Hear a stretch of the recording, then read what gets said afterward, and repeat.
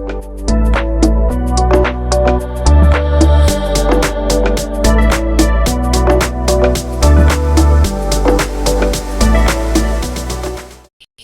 guys, welcome to LTX Classes UPSC.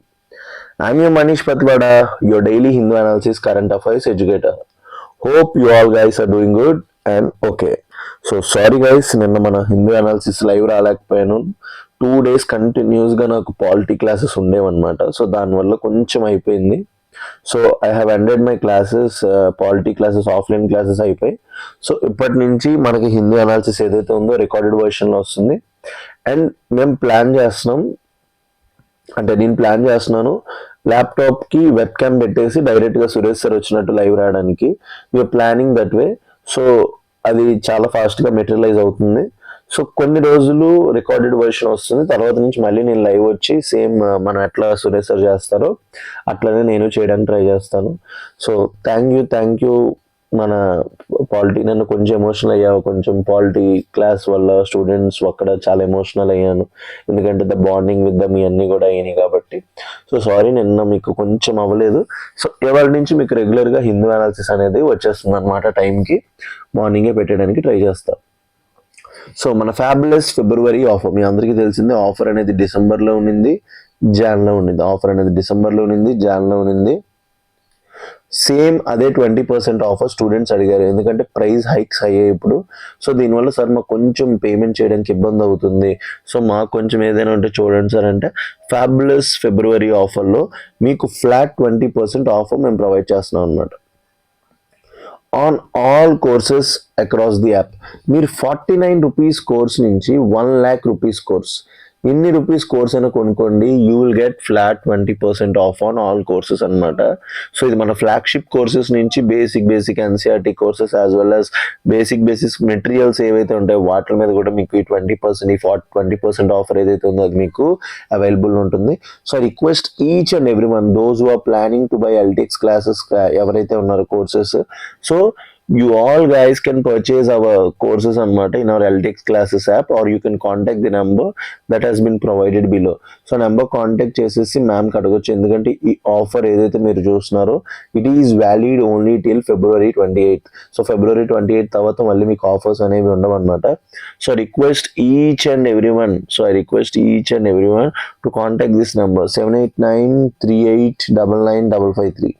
ఈ number contact చేయండి, or you can download LTX classes app and you can purchase your all courses anamata. So this will be very good. So fabulous February offer enti fabulous February offer కింద మన దగ్గర దొరికే UPSC infinity flagship course ఏదైతే ఉందో ఇది మీకు 20% ఆఫర్కి వస్తుంది అనమాట. సో మన ఫ్లాగ్షిప్ యూపీఎస్సీ ఇన్ఫినిటీ కోర్స్ లోపల, ఇన్ఫినిటీ అంటే తెలిసిందే కదా, మీరు యూపీఎస్సీ ర్యాంక్ కొట్టినంత వరకు you will get all the courses. So మీకు అన్ని లైవ్ అండ్ రికార్డెడ్ క్లాసెస్ అన్నీ కూడా మీకు అవైలబుల్గా ఉంటాయి. సో ఇందులో జిఎస్ ప్రిలిమ్స్ ప్లస్ మెయిన్స్ రెండు కూడా ఇంటిగ్రేటెడ్గా టాప్ లెవెల్ ఫ్యాకల్టీ చేత టీచ్ చేయించబడుతుంది. ఎందుకంటే those faculty who have went to interview or given UPSC mains. So అలాంటి ఫ్యాకల్టీ వాళ్ళ బెనిఫిట్ ఏంటంటే, so they will tell you which area you have to focus, which area you have to leave. So GS prelims plus mains రెండు కూడా ఇంటిగ్రేటెడ్గా top level faculty చేత deal చేయించబడింది. ఇక్కడ మన ఇన్స్టిట్యూట్లో నేను పాలిటీ డీల్ చేశాను, ఎన్వైర్న్మెంట్ డీల్ చేశాను.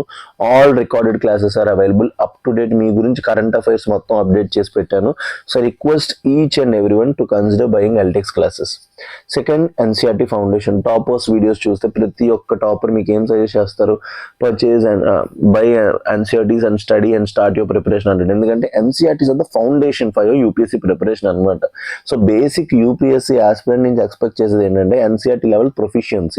సో ఎన్సీఆర్టీ ఫౌండేషన్ ప్లేస్ ఇక్కడ ఈ రోల్ కాబట్టి, మీకు చాలా మంది సైన్స్ బ్యాక్గ్రౌండ్ ఉండడం వల్ల మీ అందరికీ ఎన్సీఆర్టీస్ అర్థం కావు కాబట్టి, సో మనం ఏం చేసామంటే ఎల్టీఎక్స్ క్లాసెస్ లోపల ఎన్సీఆర్టీ ఫౌండేషన్ ఫ్యాకల్టీ చేత ఎక్స్ప్లెయిన్ చేయించాం. Every NCERT has been explain by faculty. So దీనివల్ల బెనిఫిట్ ఏంటంటే మీకు చాలా అంటే చాలా ఈజీగా ఫౌండేషన్ క్లాసెస్ అర్థమవుతాయి, ఎన్సీఆర్టీ ఫౌండేషన్ అర్థమవుతుంది. Third, current affairs place integral part of your UPSC preparation. UPSC తీసుకోండి, ఏపీఎస్సీ గ్రూప్స్ తీసుకోండి, ఏ ఎగ్జామ్ తీసుకోండి, ఎస్ఎస్సి సిజిఎల్ తీసుకోండి, you name it you have it. ప్రతి ఎగ్జామ్ లోపల కరెంట్ అఫైర్స్ అనేది ఇప్పుడు ఒక ఇంటిగ్రల్ పార్ట్ అయిపోయింది. ఎందుకంటే without current affairs we can't do anything. So current affairs అనేది ఒక integral part of your UPSC preparation అయిపోయింది కాబట్టి everyday the Hindu analysis, prestigious Hindu analysis I am providing you guys, as well as PT 365 current affairs అవి కూడా నేనే provide చేయబోతున్నాను. As well as మన press information bureau PIB reviews, year end reviews కూడా మనం చేస్తున్నాం అనమాట. ఇవన్నీ కూడా మీకు సారీ గైస్, కరెంట్ అఫైర్స్ మాడ్యూల్లో దొరుకుతాయి. అండ్ నెక్స్ట్ సీసాట్ అనేది చాలా మందికి ఒక నైట్ మేర్. ఎందుకంటే చాలా మంది మ్యాథ్స్కి ఫోబియా ఉంటారనమాట. చాలా మంది ఎంపీసీ చదివినా సరే, బైపీసీ చదివినా సరే మ్యాథ్స్ ఫోబియా అనేది స్టూడెంట్స్లో ఉంటుంది. కాబట్టి అది తీసేయడానికి మనం ఏం చేస్తాం, సీసాట్ కోర్సెస్ ఏవైతే ఉందో మన సీసాట్ బేసిక్ నుంచి అడ్వాన్స్ లెవెల్ వరకు ప్లాన్ చేసాం అనమాట. సో మన సీసాట్ అనేది బేసిక్ నుంచి అడ్వాన్స్ లెవెల్ వరకు ఉంటుంది. Based on UPSC previous year questions base చేసుకొని మనం ప్లాన్ చేసాం అది. And next test series. So prelims test series and mains answer writing. Test సిరీస్లో prelims test series and mains answer writing. So prelims test series దగ్గర every week మీకు module based టెస్ట్లు అవుతాయి. అండ్ లాస్ట్లో ఇప్పుడు మనకు స్టార్ట్ అయిపోయి FLTs, full length test start అయిపోయి అనమాట. మన దగ్గర ఉన్న ఆబ్జెక్టివ్ టెస్ట్ సిరీస్ యొక్క బెనిఫిట్ ఏంటంటే faculty will explain the test series అనమాట. సో మీకు ఫ్యాకల్టీ టెస్ట్ సిరీస్ ఎక్స్ప్లెయిన్ చేయడం వల్ల మీకు చాలా అంటే చాలా బెనిఫిట్ ఉంటుంది. And next mains answer writing. So mains answer writing plays a crucial role in UPSC aspirants life. కాబట్టి ఎందుకంటే prelims is just the gateway, mains is the real solution. So మీ గురించి మెయిన్స్ 365 ప్రోగ్రామ్ ఉంది మన దగ్గర. Mains 365 programme ఉంది. So దీంట్లో ప్రతి కోర్సు కూడా మీకు అవైలబుల్ ఉంటుంది. ఈ మెయిన్స్ 365 ప్రోగ్రామ్ లోపల ఎవ్రీడే ఒక క్వశ్చన్ ఇచ్చి ఎట్లా రాయాలో చెప్పి, మీరు రాసిన తర్వాత ఒక ప్రిస్క్రైబ్డ్ టైం ఇచ్చి మీరు రాసాక మీ ఆన్సర్ని ఎవాల్యుయేట్ చేసి లైవ్లోనే మీరు ఎక్కడ మిస్టేక్స్ చేస్తున్నారని చెప్పి మీకు మోడల్ ఆన్సర్ ప్రొవైడ్ చేస్తారు. ఈ ఇనిషియేటివ్ని డీల్ చేస్తుంది చక్రీ సార్ డీల్ చేస్తున్నారు. The prestigious Chakri sir 2 times mains ఇచ్చారు, 2 times గ్రూప్ 1 మెయిన్స్ ఇచ్చారు, 2 times యూపీఎస్సీ మెయిన్స్ ఇచ్చారు. Now he is group 2 ranker also. So అట్లాంటి పర్సన్స్తో మీకు డీల్ చేయించడం వల్ల, ఆఫీసర్స్ మీకు డీల్ చేయించడం వల్ల మీకు చాలా అంటే చాలా బెనిఫిట్ అవుతుంది.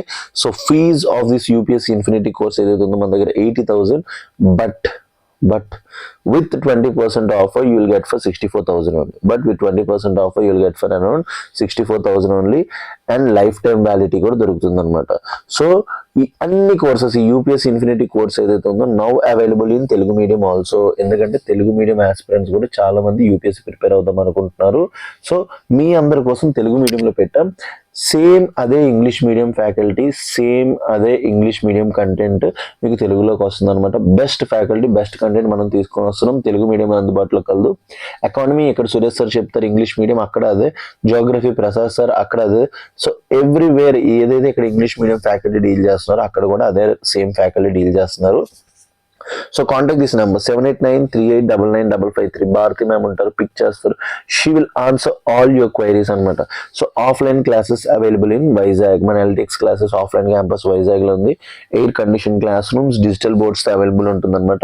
So those students who are nearby in and around Visakhapatnam ఎవరైతే ఉన్నారో మీ అందరూ కూడా కమ్ ఇయర్. సో ఒక్కసారి డెమో క్లాసెస్ వినండి, వినిన తర్వాత స్టార్ట్ అవుతుంది. సో ఇప్పుడు పాలిటీ అయిపోయి కాబట్టి నౌ ఇవాళ నుంచి science and technology classes by Karthikeya sir, Suresh sir economy classes ఎట్లానో నడుస్తున్నాయి. అండ్ మండే నుంచి ఇంటర్నేషనల్ రిలేషన్స్ ఈ 3 సబ్జెక్ట్స్ కూడా మీకు start అవబోతున్నాయి.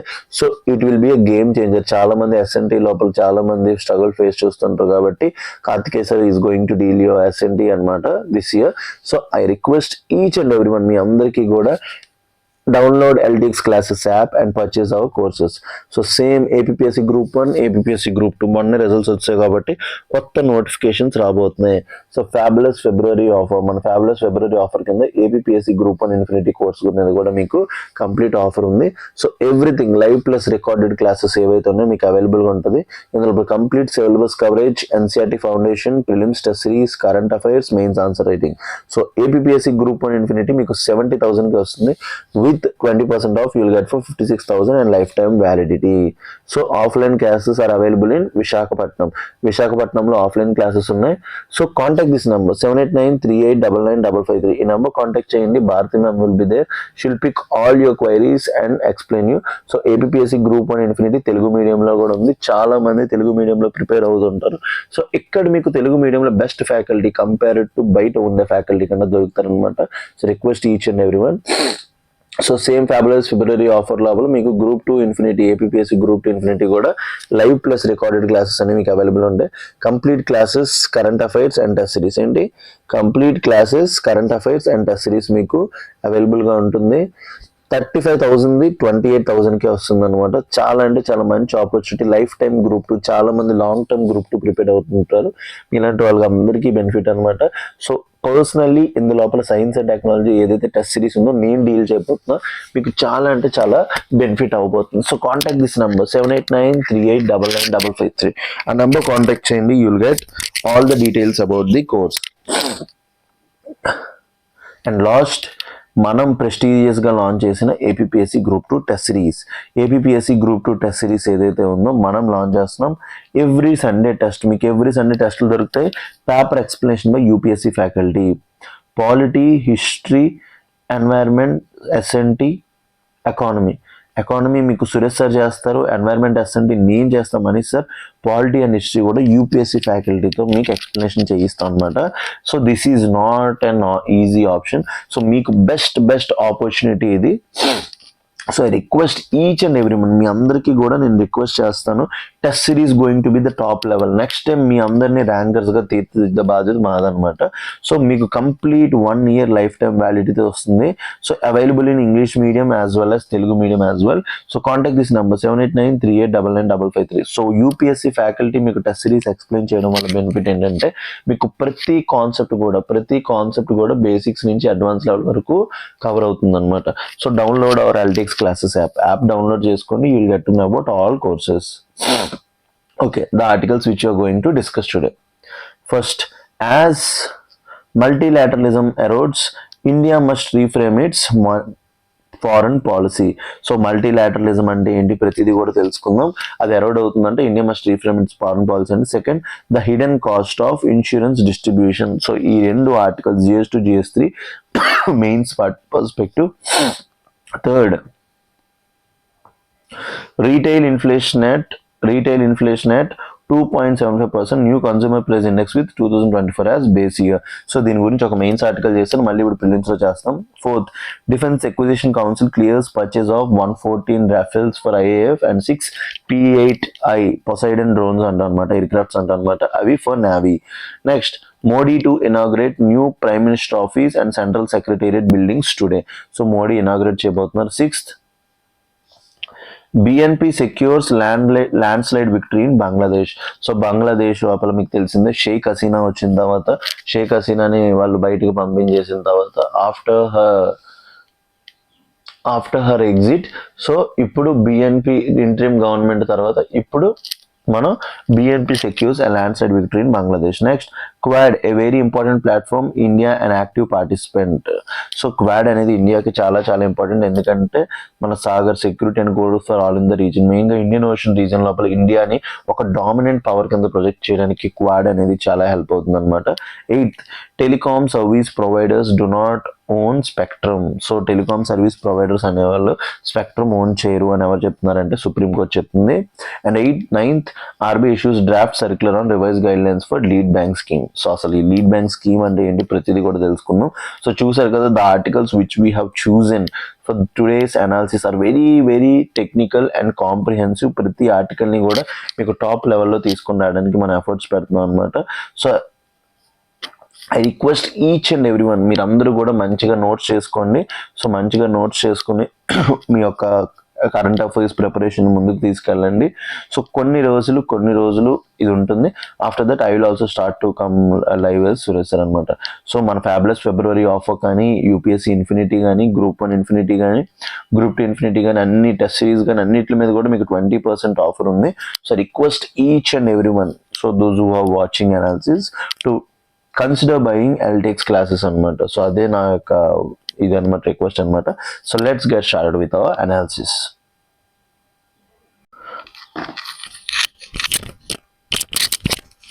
Okay guys, let's dive into our mains articles.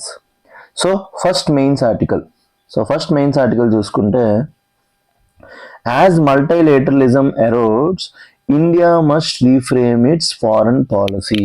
So ఏం చెప్తున్నాడు ఇక్కడ, ఒక పదం మాట్లాడాడు, మల్టీలేటరలిజం అన్నాడు. సో ఈ టర్మ్ అంటే ఏంటి, ఈ ఆర్టికల్ కొంచెం బాగా అనలైజ్ చేయడానికి ట్రై చేద్దాం.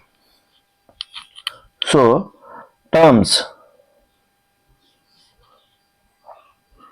unilateralism,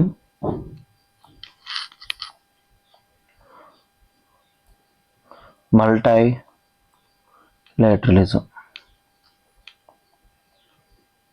సో యూనిలాటరలిజం అంటే only one country exerting power. Only ఒక కంట్రీయే పవర్ని ఎగ్జర్ట్ చేస్తే, ఫర్ ఎగ్జాంపుల్ యుఎస్ మీరు చూస్తున్నారు కదా, సో దట్ ఈజ్ యూనిలాటరలిజం అనమాట. సో వాళ్ళు బట్టే పాలసీస్ అన్నీ చేంజ్ చేస్తే, వాళ్ళు బట్టే అన్ని డెసిషన్స్ జరుగుతాయి. దాన్ని ఏమంటాం యూనిలాటరలిజం, యూనిలాటరల్ యాక్షన్స్. సో చాలా మంది ఉంటారు అనమాట. ఒక గ్రూప్ ఆఫ్ ఫ్రెండ్స్ ఉన్నారంటే, ఒక మనిషి ఉన్నాడు అనుకోండి, ఆ గ్రూప్ మొత్తాన్ని కంట్రోల్ చేస్తే this group is unilateral group అంటే, ఆ గ్రూప్ లోపల ఆ మనిషి ఏం చెప్తే అదే జరుగుతుంది. Next multilateralism means multiple countries have say.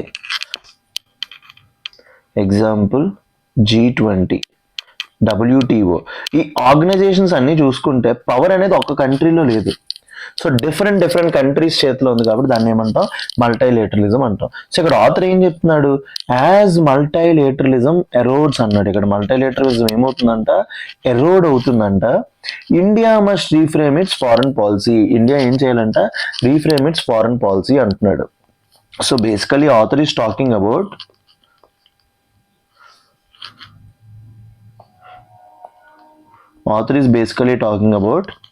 India's foreign policy. Foreign policy అంటే countries relations with other countries. So దాన్ని ఏమంటాం ఫారెన్ పాలసీ. సో మన ఫారెన్ పాలసీ అనేది ఇప్పటివరకు ఏమనేవాళ్ళం మనం, స్ట్రాటజిక్ అటానమీ అనేవాళ్ళం. దాన్ని ఏమనేవాళ్ళం, స్ట్రాటజిక్ అటానమీ. సో ఇప్పుడు మనకి ఫ్రెండ్స్ లేరు, ఎనిమీస్ లేరు. సో ఎవరితో అయితే మనకి రిలేషన్షిప్ బాగుంటుందో వాళ్ళతో మనం ఏమంటాం, స్ట్రాటజిక్ అటానమీ ప్రకారం మనం బెనిఫిట్స్ చూసుకుంటాం అనమాట. సో ప్రెసెంట్ ఏమవుతుంది, failure of multilateral institutions. Example WTO, G20 వీళ్ళ యొక్క డెసిషన్స్, యునైటెడ్ నేషన్స్ వీళ్ళ యొక్క డెసిషన్స్ ఎవరు ఇష్టపడడానికి నచ్చట్లేదు అనమాట వీళ్ళందరికీ. మెయిన్గా యుఎస్ ప్రొటెక్షనిజం. యుఎస్ ఏమంటుంది, చైనా యొక్క థ్రెట్ వల్ల యుఎస్ ఏం చెప్తుందంటే ప్రొటెక్షనిజం, నేను చెప్పినట్టు అంతా జరగాలి. సో అందుకే అది యునైటెడ్ నేషన్స్ నమ్మకపోవడం, WTO నమ్మకపోవడం, వరల్డ్ హెల్త్ ఆర్గనైజేషన్ కి ప్రయారిటీ ఇవ్వకపోవడం వల్ల ఇప్పుడు మల్టీలేటరలిజం అనేది ఏమవుతుందంట, ఎరడ్ అవుతుందంట. So with this base we will start our article. So context చూడండి. The article argues that the global order is undergoing a structural transformation. So global order ఏదైతే ఉందో స్ట్రక్చరల్ ట్రాన్స్ఫర్మేషన్ అవుతుందంట. Traditional multilateral institutions. మల్టీలాటరల్ అంటే more than one country ఉంటాయి institutions అని ఏమంటాం, multilateral institutions such as United Nations and WTO, United Nations and World Trade Organizations are weakening due to first thing ఏంటి, raising power politics. ఎవరెవరికి మధ్య, US, China, Russia వీళ్ళందరి మధ్య power politics పెరగడం వల్ల ఈ ఇన్స్టిట్యూషన్స్ ఫెయిల్ అవుతున్నాయి. Next transactional bilateralism. సో ఇప్పుడు ప్రతి కంట్రీ కూడా ట్రాన్సాక్షనల్ బైలాటరలిజం సపరేట్గా ఫ్రీ ట్రేడ్ అగ్రిమెంట్ సైన్ చేసుకుంటున్నారు. ఎవరు కూడా మల్టీలాటరలిజం ప్రమోట్ చేయట్లేదు. Third, US China rivalry. So US ఏం ఫీల్ అవుతుందంటే చైనా యొక్క ఎకనామిక్ మైట్ వల్ల అది ఈ institutions, United Nations, world trade organizations ఏవైతే ఉన్నాయో వీటిని కంట్రోల్ చేస్తుందని ఫీల్ అవుతుంది అనమాట. And last thing, break down of dispute settlement systems. మెయిన్గా వరల్డ్ ట్రేడ్ ఆర్గనైజేషన్ లోపల డిస్ప్యూట్ సెటిల్మెంట్స్ బోర్డ్స్ అనేవి అన్ఫంక్షనల్ అయిపోయి డిస్ఫంక్షనల్ అయిపోయి అనమాట. సో దానివల్ల గ్లోబల్ ఆర్డర్ అనేది ఏమవుతుంది, స్ట్రక్చరల్ ట్రాన్స్ఫర్మేషన్ అవుతుందంట. So in this changing order, so ఈ గ్లోబ్ చేంజ్ అవుతుంది కదా, India must move beyond the doctrine of strategic autonomy. మీకు చెప్పా కదా, ఇండియా యొక్క డాక్ట్రైన్ పేరేంటి, స్ట్రాటజిక్ అటానమీ. స్ట్రాటజిక్ అటానమీ అంటే ఇప్పుడు యుఎస్ ఉంది, చైనా ఉంది. ఇప్పుడు ఇండియా యుఎస్కి ఫ్రెండ్ కాదు, చైనాకి ఎనిమి కాదు. అలానే యుఎస్కి ఎనిమి కాదు, చైనాకి ఫ్రెండ్ కాదు. ఇప్పుడు యుఎస్తో సెమీ కండక్టర్ విషయంలో ఫ్రెండ్షిప్ కావాలనుకోండి, India will become friend with US. Same అదే చైనాతో ఇప్పుడు ఏదో ఒక విషయం, rare earth elements, green hydrogen విషయం కావాలంటే చైనాతో కూడా మనం ఫ్రెండ్స్ అవుతాయి అనమాట. దీని ఏమంటాం, స్ట్రాటజిక్ అటానమీ. ఏ కంట్రీ యొక్క డెసిషన్స్ మీద మన యొక్క డెసిషన్స్ అనేవి బైండ్ అయి ఉండవు అనమాట. దీని ఏమంటాం, strategic autonomy. And reorients it foreign policy towards economic strength. So మన ఫారెన్ పాలసీని దేని వైపు చూపించుకోవాలంటే ఎకనామిక్ స్ట్రెంత్ వైపు రీఓరియంట్ చేసుకోమంటున్నాడు, టెక్నాలజికల్ కెపాసిటీ వైపు రీఓరియంట్ చేయమంటున్నాడు, and vision of Viksit Bharat 2047. So మన ఫారెన్ పాలసీ అనేది దేన్ని రీఓరియంట్ చేయాలంటే టువర్డ్స్ ఎకనామిక్ స్ట్రెంత్. మన ఇండియా ఎకనామిక్ స్ట్రెంత్ దేని ప్రకారం, 4th largest economy in the world. మనం ఏంటి, 4th largest economy in the world. Technological capacity, మన దగ్గర ఉన్న సర్వీస్ సెక్టర్, ఐటీ సెక్టర్ ఎంత బాగా డెవలప్ అయింది. సో దీన్ని బట్టి విజన్ ఆఫ్ వికసిత్ భారత్ 2047కి ఏమి అచీవ్ చేద్దాం అనుకుంటున్నాం మనం, $30 trillion ఎకానమీ. ఎంత, $30 trillion ఎకానమీ అవుదాం అనుకుంటున్నాం. కాబట్టి అది అచీవ్ చేసుకునేటట్టు మన ఫారెన్ పాలసీ ఉండాలంట. డీటెయిల్డ్ అనాలిసిస్ లోపలికి వెళ్తే, structural challenges confronting India's foreign policy in the emerging power global order అనమాట, power driven global order. So మెయిన్గా ఏమేమి అవుతుందంటే, first erosion of multilateral institutions. ఇవన్నీ కూడా డైరెక్ట్గా నెక్స్ట్ ఇయర్ మెయిన్స్ ఆన్సర్ లోపల రాయాలి. How the world order is changing అంటే ఫస్ట్ పాయింట్ మీరు ఏం రాయాలి, erosion of multilateral institutions. So first దానికి ఎగ్జాంపుల్ ఏంటి, WTO dispute settlement mechanism is dysfunctional. చెప్పా కదా, WTO లోపల డిస్ప్యూట్ సెటిల్మెంట్ బాడీ ఉంటుంది అనమాట. అందులో అపెలేట్ బాడీ ఉంటుంది. అందులో ఏముంటుంది, appellate body. So appellate body లేకుండా డెసిషన్స్ అనేవి అవ్వనమాట. ఈ అపెలేట్ బాడీలో ఇప్పుడు మెంబర్స్ని ఇంకా అపాయింట్ చేయలేదు. Second, US has increasingly adopted unilateral tariffs.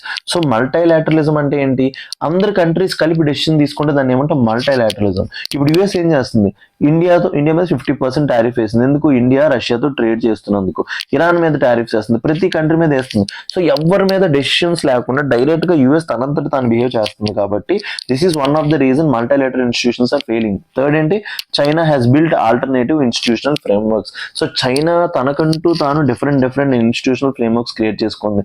ఒకటి న్యూ డెవలప్మెంట్ బ్యాంక్ అవనివ్వండి, షాంఘై కోఆపరేషన్ ఆర్గనైజేషన్ అవనివ్వండి, regional comprehensive economic partnership, RCEP అంటాం. సో ఇలాంటివి చేసుకోవడం వల్ల ఏం చూపిస్తుంది, మల్టీలాటరలిజం ఫెయిల్ అవుతుంది. And last, UN processes are weakened due to geopolitical fragmentation. మన యునైటెడ్ నేషన్స్ సెక్యూరిటీ కౌన్సిల్ ఏదైతే ఉందో అందులోపల P5 మెంబర్స్ ఉంటారు కదా, ఎవరి బెనిఫిట్స్ వాళ్ళ కోసం వాళ్ళు వీటో పవర్ యూజ్ చేసుకోవడం వల్ల UN ప్రాసెసెస్ అనేవి వీకెన్ అయిపోతుందంట. సో ఏమంటున్నాడు, the rules based order that protected developing countries interest is fading. So మొన్నటి వరకు ఏమనే వాళ్ళం, రూల్స్ బేస్డ్ ఆర్డర్, ప్రతిదీ rules based. So world trade organization అయినా, యునైటెడ్ నేషన్స్ అయినా, ఇందులో కొన్ని చార్టర్లో రూల్స్ ఉంటాయి. ఆ రూల్స్ బేస్డ్ ఆర్డర్ అనేది ఇప్పుడు ఏమైపోతుందంట, ఫేడింగ్ అవుతుందంట. నెక్స్ట్ సెకండ్, గ్లోబల్ ఆర్డర్ ఎట్లా చేంజ్ అవుతుందంట, rise of power politics and asymmetric trade relations.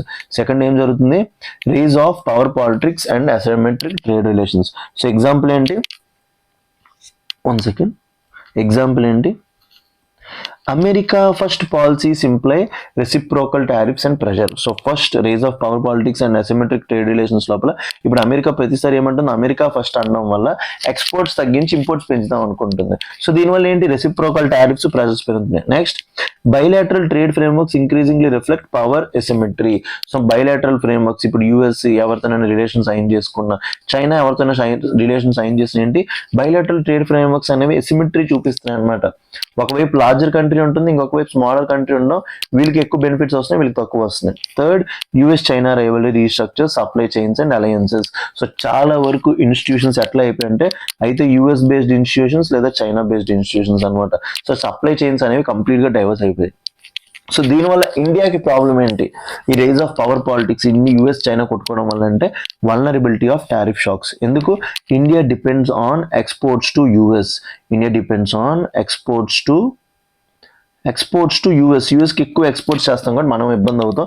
Next industrial import dependencies. So మనకి మోస్ట్ ఆఫ్ ది ఇంపోర్ట్స్ ఏవైతే మనకి చేసుకుంటామో అవి వాల్యూ ఎడిషన్ కోసం ఇండస్ట్రియల్ ఇంపోర్ట్స్ అనమాట, అవి ఎక్కువ ఇబ్బంది అవుతాయి. And third, reduce leverage in global forms. So దీనివల్ల మన ఇండియాకి డిపెండెన్సీ తగ్గిపోతుంది. Third, limitations of traditional strategic autonomy. ఏదైతే మనం స్ట్రాటజిక్ అటానమీ అంటామో దానికి లిమిటేషన్స్ ఏంటంటే డ్యూరింగ్ కోల్డ్ వార్ పీరియడ్ మనం ఏం చెప్పాం? Non alignment movement. సో మన జవహర్లాల్ నెహ్రూ ఎవరైతే ఉన్నారో అతను ఏం చెప్పారు అప్పట్లో? Non alignment. మనం ఏ కంట్రీతో కూడా కలం, ఎందుకంటే అప్పుడు మనకు ఒక భయం ఉండింది అనమాట, మళ్ళీ ఎక్కడ కొలోనియలిజం లోపల పడిపోతాం అనేసి మనం అప్పుడు ఏం తీసుకొచ్చాం? Non alignment. బట్ పోస్ట్ 1991 ఏంటి? మనకి ఎఫ్డిఐస్ కావాల్సి వచ్చింది, ప్రైవేట్ ఇన్వెస్ట్మెంట్ కావాల్సి వచ్చింది. కాబట్టి అప్పుడు మనం ఏం చేసాం? ఏ పాలసీ తీసుకొచ్చాం? Balanced engagement with major powers. So major powers ఎవరెవరైతే యూఎస్ కానీ రష్యా కానీ వీళ్ళతో బ్యాలెన్స్డ్ ఎంగేజ్మెంట్ తీసుకుని వచ్చాం. ప్రెసెంట్ ఏంటి? Strategic autonomy. ప్రెసెంట్ ఏమంటున్నాం? Strategic autonomy. సో ఇప్పుడు మళ్ళీ పవర్ పాలిటిక్స్ రేజ్ అవుతుంది, ఎందుకంటే పోస్ట్ 1991 ఓన్లీ ఒకళ్ళే లీడర్, యుఎస్. సో మీరు నార్మల్గా చూస్తే కోల్డ్ వార్లో ఇద్దరు ఉండేవారు, యుఎస్ఎస్ఆర్. అప్పుడు మన ఇండియా ఏమన్నది? Non alignment. 1991కి ఏమైపోయింది? యుఎస్ఎస్ఆర్ డిసింటిగ్రేట్ అయిపోయింది. అప్పుడు ఓన్లీ ఒకే ఒక లీడర్ ఎమర్జ్ అయ్యారు, యుఎస్. సో దానివల్ల అప్పుడు మనం బ్యాలెన్స్డ్ ఎంగేజ్మెంట్ చూసుకున్నాం. బట్ ఇప్పుడు ఏమైపోయింది? మళ్ళీ చైనా ఒకవైపు, రష్యా ఒకవైపు, ఇంకోవైపు యుఎస్ అవడం వల్ల స్ట్రాటజిక్ అటానమీ అంటున్నాం. But it alone cannot shield India from economic coercion అంటే ఇది alone cannot shield India from economic coercion. So ఏం చెప్తున్నాడు? India risks being treated as a swing state rather than and autonomous pole. So ఇండియాని ఏమని చెప్తున్నారు? Swing state అంటే ఎటువైపు relations బాగుంటే అటువైపు జంప్ అయిపోతుంది. దాన్ని ఆరు స్టేట్స్ ఏమంటాం మనం? స్వింగ్ స్టేట్ అంటాం అనమాట. We can't call it reliable partner. So reliable partners లేకపోతే పెద్ద రిలేషన్షిప్స్ లోపల పెద్ద కంట్రీస్ రావన్నమాట. వాళ్ళకి ఎప్పుడు కూడా రిలయబుల్ పార్ట్నర్స్ కావాలి. మెయిన్గా టెక్నాలజీ, డిఫెన్స్ టెక్నాలజీ వాటి లోపల ఇవ్వాలంటే స్వింగ్ స్టేట్స్ కి వాళ్ళు ఇవ్వరు అనమాట. Next, dependence on trade concentration. ఇండియాకి ప్రాబ్లం ఏంటి? Dependence on trade concentration. First, significant exposure to US markets. చెప్పే కదా, India depends on exports to US. మనం మ్యాక్సిమం ఎక్స్పోర్ట్స్ ఎవరికి చేసుకుంటాం? US. So top 10 trading countries లో ఓన్లీ 1 కంట్రీతో మనకు సర్ప్లస్ ఉంది, అది ఎవరు? US. Second, limited diversification of FTA compare to China. So మనం ఫ్రీ ట్రేడ్ అగ్రిమెంట్స్ అనేవి లిమిటెడ్ గా డైవర్సిఫై చేసాం. ఇంకా రీసెంట్ గా ఈ మధ్య యుఏఈ, ఆస్ట్రేలియా, ఓమాన్, EU, ఈ కంట్రీస్ లో ఈ మధ్య రీసెంట్ గా సైన్ చేసాం మన FTS. So compare to China మనకి ఎఫ్టీఎస్ కూడా లేవు. Third, manufacturing technology gaps. చెప్పే కదా మన ఇండియన్ లోపల మెయిన్ గా మ్యానుఫ్యాక్చరింగ్ సెక్టర్ అనేది బ్యాక్లాగ్ అనమాట. This weakens India's bargaining position in bilateral negotiation. So దీనివల్ల ప్రాబ్లం ఏమైపోతుంది? బైలాటరల్ నెగోసియేషన్స్ లోపల ఇండియా అనేది బార్గెనింగ్ పవర్ కోల్పోతుంది. Next, significance of reframing foreign policy. So మీరు కూడా అంతే కదా, ప్రతిసారి యూపీఎస్సీ ప్రిలిమ్స్ అవ్వగానే మీ స్ట్రాటజీని చెక్ చేసుకుంటారా లేదా? ఈ సంవత్సరం ఈ స్ట్రాటజీలు వెళ్ళాను, ఫర్ ఎగ్జాంపుల్ ఈ సంవత్సరం పాలిటీ, హిస్టరీ లేకపోతే ఇంకేదో స్టాటిక్ జియోగ్రఫీ చదువుకొని వెళ్ళాను, ప్రిలిమ్స్ క్వాలిఫై అయ్యాను, అవ్వలేదు అంటే నెక్స్ట్ ఇయర్ ఏం చేస్తారు? ఇవి ఎలాగో చదివాం కాబట్టి economy, SNT, environment, international relations కూడా చదువుతారు. అప్పుడు ఏమవుతుంది? ఈ ప్రిలిమ్స్ క్వాలిఫికేషన్ పెరుగుతుంది అనమాట. So significance of reframing foreign policy. మన ఫారెన్ పాలసీలో కొన్ని ప్రాబ్లమ్స్ ఉన్నాయి. ఏంటి? మెయిన్ గా ఓన్లీ స్ట్రాటజిక్ అటానమీ అనేది ఇబ్బంది అయిపోద్ది, ఎందుకంటే ప్రెసెంట్ ఇండియా అనేది dependent on US for some of the trade relations కాబట్టి. So India's comparative advantage. మన ఇండియా దగ్గర మన ఫారెన్ పాలసీ అనేది ఎట్లా ఉండాలి? Foreign policy should reflect development. Foreign policy should reflect development. So ఇందాక స్టార్టింగ్ ఇంట్రో లోపల కూడా అదే అన్నాడు చూడండి, India's foreign policy should be towards economic strength, technological capacity and vision of Viksit Bharat అన్నాడు. సో వీటిని రిఫ్లెక్ట్ చేయాలి కాబట్టి మన ఫారెన్ పాలసీ అని దేని మీద ఎక్కువ ఫోకస్ చేయాలి? With development. So India's comparative advantage lies in which of the following thing? Demographic dividend. First మనకున్న comparative advantage and demographic dividend. So 15 to 59 years వరకు most of the population, 60% of the population is in this age group అనమాట. So దీనివల్ల main గా working age population ఎక్కువ ఉంది. Next, technological talent pool. చాలా మంది BTechs, engineers వీళ్ళందరూ ఉండడం వల్ల we have technological talent pool. Third, expanding manufacturing potential. So మెయిన్గా మన ప్రొడక్షన్ లింక్డ్ ఇన్సెంటివ్స్ కానీ ఇవి కానీ మనకి ఎన్ని చేసుకునే ఛాన్స్ ఉంది. So foreign policy must become a tool for first foreign policy use చేసి మనం ఏం ప్రమోట్ చేసుకోవాలి, ఇండస్ట్రియల్ గ్రోత్. అంటే ఇండియా లోపలికి ఎక్కువ ఇండస్ట్రియల్ ఎఫ్డిఏ తీసుకుని రావాలి, అందుకే ప్రొడక్షన్ లింక్డ్ ఇన్సెంటివ్ తీసుకొచ్చాం. Next supply chain integration. Supply chain integration అంటే మేజర్ కంట్రీస్ సప్లై చైన్స్ ఏవైతే ఉంటాయో వాటి లోపలికి ఇంటిగ్రేట్ అవ్వాలి. అందుకే మనం ఈ మధ్య ఏం సైన్ చేస్తున్నాం, ఫ్రీ ట్రేడ్ అగ్రిమెంట్ సైన్ చేస్తున్నాం. ఫ్రీ ట్రేడ్ అగ్రిమెంట్ సైన్ చేస్తున్నప్పుడు ఏమవుతాం, మనం సప్లై చైన్ ఇంటిగ్రేషన్స్ అవుతాం. And third technology acquisition. మెయిన్గా ఏ కంట్రీ అయినా డెవలప్ అవ్వాలంటే R&D plays very important role. So India లోపల R&D అనేది మనకు బాగా తెలుసు 0.66% ఉండడం. మనం టెక్నాలజీ ఎక్విజిషన్ బాగా చేసుకోవాలన్నమాట. నెక్స్ట్ సెకండ్ ఏంటి, ఫారెన్ పాలసీ అనేది ఫస్ట్ డెవలప్మెంట్ని చూపించాలి. Next from a moral leadership to material power. So మెయిన్గా మనం దేని మీద ఫోకస్ చేయాలంటే మెటీరియల్ పవర్. ఎర్లియర్ లీడర్షిప్ మనం దేని మీద చూపించాలో, UN debates global south solidarity, దాన్ని ఏమంటాం, ఇండియా అనేది లీడర్ ఆఫ్ గ్లోబల్ సౌత్ అనేది అనమాట. గ్లోబల్ సౌత్ సమిట్ కూడా పెడుతుంది, అది మారల్ లీడర్షిప్. నవ్వేం కావాలి, నవ్ ఎకనామిక్ క్యాపబిలిటీ కావాలి. India is now the 4th largest economy in the world. So 4th largest economy in the world. మనం ఇప్పుడు ఏం పెంచుకోవాలి, ఎకనామిక్ క్యాపబిలిటీ, మ్యానుఫ్యాక్చరింగ్ స్ట్రెంత్. ఎందుకంటే US లాంటి కంట్రీస్, జపాన్ లాంటి కంట్రీస్, చాలా డెవలప్డ్ కంట్రీస్ China +1 స్ట్రాటజీకి వచ్చాయి. స్ట్రాటజీ China +1 స్ట్రాటజీకి వచ్చాయి కాబట్టి వాళ్ళు మన ఇండియా లోపల ఇన్వెస్ట్ చేయాలంటే మన దగ్గర ఏముండాలి, మ్యానుఫ్యాక్చరింగ్ స్ట్రెంత్ ఉండాలి. థర్డ్ టెక్నాలజీ లీడర్షిప్, అంటే హై R&D లోపల మనం ఇన్వెస్ట్ చేయాలన్నమాట. సో అందుకే నేను చెప్తున్నా చూడండి, diplomacy must serve developmental goals first. నేను ఎప్పుడు అదే చెప్తాను, మీరు ఏ ఫ్రెండ్షిప్ లోపలికి వెళ్ళినా, ఏ రిలేషన్షిప్ లోకి వెళ్ళినా, it should meet your development goals first. So diversified economic statecraft. So third thing ఏంటి, diversified economic statecraft. So expand FTAs beyond US centric trade. చెప్పా కదా, రీసెంట్గా ఇండియా ఏం చేస్తుంది, EUతో FTA సైన్ చేసుకున్నాం, ఒమాన్తో చేసుకున్నాం, ఆస్ట్రేలియాతో చేసుకున్నా, లైక్ UAEతో సైన్ చేసిన, ఏ కంట్రీతో సైన్, లేకపోతే European free trade association EFTA అంటాం, వీళ్ళతో సైన్ చేసిన, ఇవన్నీ కూడా ఏంటి, expand FTA beyond US centric trade. Next strengthen ties with Asia and Africa. మెయిన్గా ఏషియా అండ్ ఆఫ్రికా లోపల చాలా పెద్ద మార్కెట్ ఉంది, దాన్ని మనం లెవరేజ్ చేసుకోలేకపోతున్నాం. చైనా ఈజ్ లెవరేజింగ్ అనమాట. సో మెయిన్గా ఏంటి, strengthen ties with Asia and Africa. మెయిన్గా ఏషియా ఆఫ్రికాతో స్ట్రెంథన్ చేసుకోవాలి. Third use BRICS as economic cooperation platform. So bricks అంటే ఏంటి, ఎవరెవరు ఉంటారు, Brazil, Russia, India, China, south Africa ఉంటుంది కాబట్టి use BRICS as economic cooperation platform for, and last encourage digital currency mechanisms for cross border trade. So main గా ఏంటంటే digital currencies promote చేసుకోవాలి. దీన్ని ఏమంటాం, డీడాలరైజేషన్. మెయిన్గా డిపెండెన్స్ ఆన్ డాలర్స్ అనేవి తగ్గించుకోవాలన్నమాట.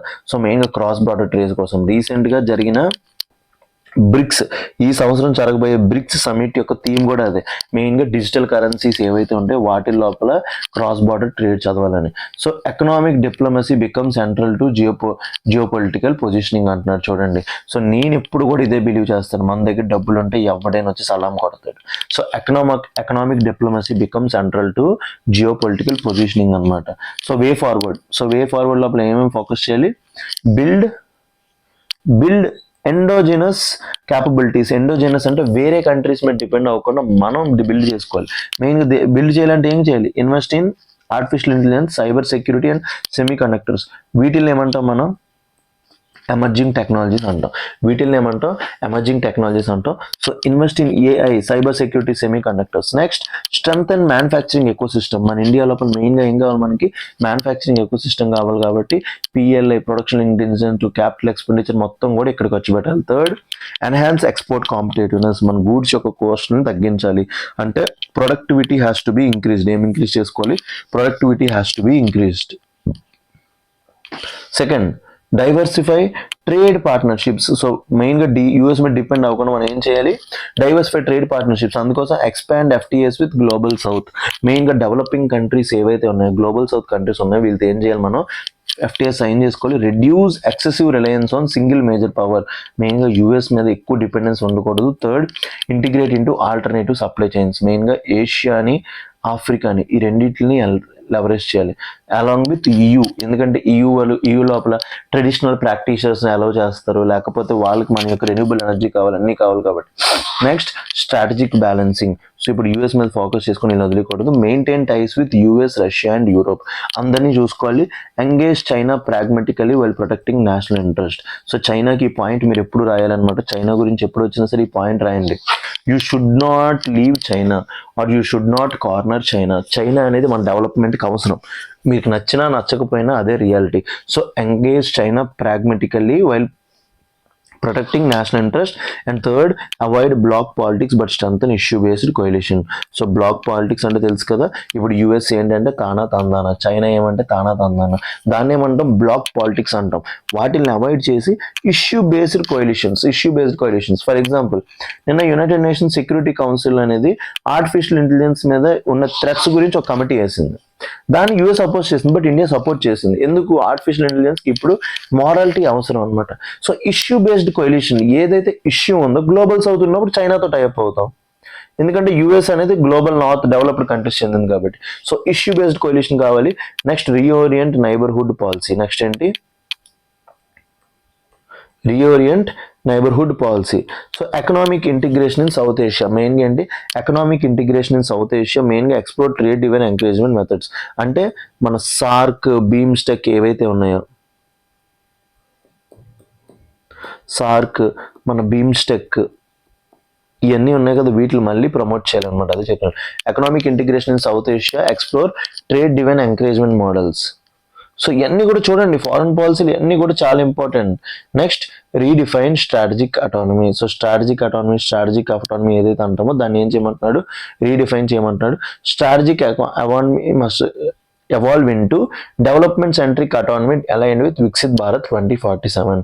నువ్వు ఏ పని చేసినా ఎండ్ గోల్ వికసిత్ భారత్ 2047 అప్పటికే ఎంత అచీవ్ చేయాలి?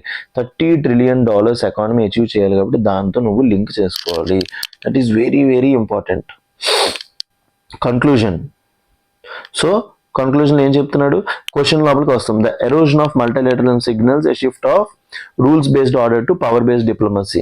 In this emerging multipolar but unstable India must move beyond rhetorical strategic economy నుంచి development based economy based on economic క్యాపబిలిటీస్కి వెళ్ళాలి.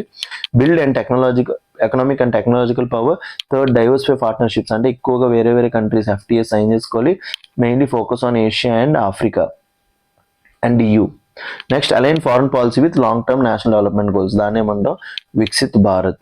So India rise will depend not only on diplomatic positioning but on its capacity to convert economic strength into geopolitical influence. So India's rise will depend not only on economic positioning but on its capacity to convert economic strength into geopolitical influence. So ఎప్పుడైతే economic strength ఉంటుందో అప్పుడే దాన్ని మనం geo political influence కింద మార్చగలం. ఎప్పుడైనా గుర్తుపెట్టుకుని, మన దగ్గర డబ్బులు ఉంటే ఎవడైనా మన మాట వింటాడు, డబ్బులు లేకపోతే మన మాట ఎవడు విండు, మన గర్ల్ ఫ్రెండ్ కూడా విందు, లిటరలీ చెప్తున్నా. So analyse the shift from rules based multilateralism to power driven multilateralism and consequences for India. So దీని బేస్ మీద ఒక క్వశ్చన్ ఇచ్చాం. సో మెయిన్గా మల్టీలాటరలిజం నుంచి పవర్ డ్రివెన్ బైలాటరలిజం వచ్చాం. సో దీనివల్ల ఇండియా కాన్సిక్వెన్సెస్ ఏంటి? మెయిన్గా నెగిటివ్ కాన్సిక్వెన్సెస్ ఎక్కువ ఉన్నాయి, ఎందుకంటే మనం యూఎస్ మీద ఎక్కువ డిపెండెంట్ ఉన్నాం, ఎన్ని ప్రాబ్లమ్స్ ఉన్నాయి టెక్నాలజీ పరంగా అన్ని విధాలుగా. కాబట్టి సో ఇండియా దగ్గర ఉన్న ఆపర్చునిటీస్ ఏంటి? లార్జ్ టాలెంట్ పూల్ ఉంది, సో మ్యానుఫ్యాక్చరింగ్ క్యాపబిలిటీ ఉంది, ఇవన్నీ ఉన్నాయి. ఇవన్నీ పక్కన పెట్టుకొని నెక్స్ట్ ఏం రాయాలి? Way forward రాయాలన్నమాట. ఇండియా దేని మీద ఫోకస్ చేయాలని. So this is how your article has to move. అప్పుడే నీకు మంచి మార్క్స్ వస్తాయి అన్నమాట. Next, hidden cost of insurance distribution. So hidden cost of insurance distribution. The article examines the raising commissions payout in India's insurance sector. So commissions payout అంటే ఏమీ లేదు. First దాని గురించి మీరు మాట్లాడాలి. మీ ఇంటికి ఎప్పుడైనా ఒక LIC ఏజెంట్ వచ్చారా? LIC ఏజెంట్ వచ్చినప్పుడు వాళ్ళందరూ మీతో ఏం కట్టిస్తారు? పాలసీస్ కట్టిస్తారు అనమాట. ప్రతి పాలసీకి వాళ్ళకి ఏమొస్తుంది? కమిషన్ వస్తుంది అనమాట. ఆ కమిషన్ అనేది ఆబ్వియస్లీ ఎవరు పే చేయాలి? లైఫ్ ఇన్సూరెన్స్ కంపెనీ కదా పే చేయాలి. ఈ కమిషన్స్ ఏవైతే ఉన్నాయో ఇవే చాలా వరకు వెళ్ళిపోతున్నాయి అంట బయటికి.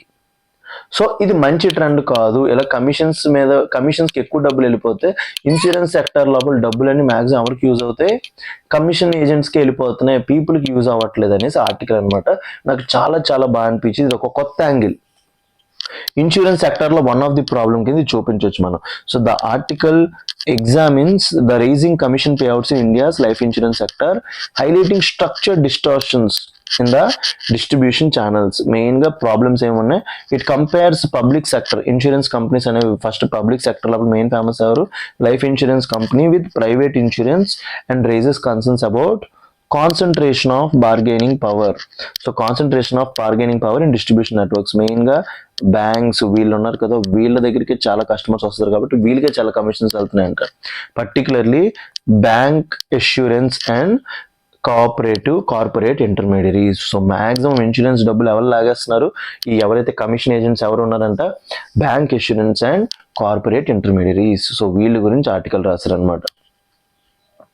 So the article gains relevance ఎందుకు, IRDA's removal of product wise commission caps అనమాట. సో ఐఆర్డిఏ ఏం చేసింది రీసెంట్ గా, ప్రొడక్ట్ వైజ్ కమిషన్ క్యాప్స్ అనేది రిమూవ్ చేసింది. RBI's concern over sustainable insurance penetration. So India లోపల సస్టైనబుల్ ఇన్సూరెన్స్ పెనెంట్రేషన్ జరగట్లేదు అనేసి ఆర్బీఐ ఫీల్ అవుతుంది. And last rising expenses of management ratios in the sector. మెయిన్గా డబ్బులు ఇన్సూరెన్స్ కంపెనీస్కి చాలా ఖర్చు అయిపోతున్నాయి. మెయిన్లీ దేనివల్ల, ఈ కమిషన్ ఏజెంట్స్ వల్ల అనమాట. సో వాళ్ళ గురించి తెలుసుకుందాం. So detailed analysis, the scale of problem raising commissions in financial year 2025, the life insurance industry paid 60,799 crore in commissions. So life insurance company to financial year 25 అంటే 24-25 లోపల ఎంత పే చేసిందంటే amount చూడండి, 60,000 crores పే చేసిందంట కమిషన్స్కి. ఇది ఎంత దారుణమో చూడండి. Life insurance company only commission ఏజెంట్స్కి ఎంత పే చేసిందంట, 60,799 crore. This is not easy amount, this is very hard amount. So commission payouts surged by 18% while premium growth was only 6.7%. So commission ఏజెంట్స్కి every year growth ఎంత చూపిస్తుందంటే వాళ్ళ పేమెంట్స్లో 18%, premium ఎంత, ఎవరి premium growth అంటే వీళ్ళు ఎవరైతే కడుతున్నారో డబ్బులు వాళ్ళ మీద వచ్చి ప్రీమియం ఎంత అంటే 6.7%. సో కమిషన్ ఏజెంట్స్కి ఎక్కువ డబ్బులు వెళ్తుంది. Distribution cost are rising nearly 3 times faster than business growth. So business growth 6% పెరిగితే 1% అనుకుంటే ఇది 18% పెరిగిందంటే వీళ్ళిద్దరికి డిఫరెన్స్ ఎంత ఉంది, 3 times డిఫరెన్స్ ఉందన్నమాట. సో అదే చెప్తున్నట్టు చూడండి, distribution cost are rising nearly 3 times faster than the business growth. Around 26,000 crore accrued to corporate intermediaries. So మెయిన్గా కార్పొరేట్ ఇంటర్మీడియట్స్ ఎవరు, బ్యాంక్స్, మార్కెటింగ్ ఫర్మ్స్కి వెళ్తుంది అనమాట. సో దీనివల్ల ఇంప్లికేషన్ ఏంటి, a growing share of policyholder premium is being diverted towards distribution rather than long-term value creation.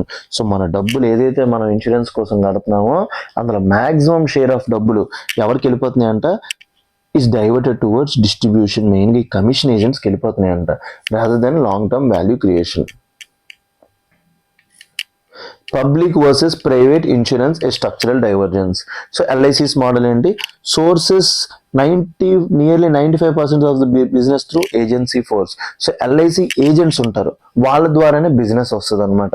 So LIC అనేది వేరేగా banks మీద వేరే ఇంటర్మీడియరీస్ మీద డిపెండ్ అవ్వదు, కార్పొరేట్స్ మీద. ఎల్ఐసి డైరెక్ట్గా ఎవరి మీద డిపెండ్ అవుతుంది, వీళ్ళ మీదే డిపెండ్ అవుతుంది అనమాట. So sources nearly 95% of the business through agency forces నుంచి వస్తుంది. ఎల్ఐసి ఏజెంట్స్ ఉంటారు కదా. కమిషన్ రేషియో ఎల్ఐసి లోపల ఎంత ఉందంటే 5.45% to 5.17% తగ్గించుకుందంట. Operates under integrated distribution structure. LIC లోపల ఇలాగ ఉంది. Private insurance కొద్దాం.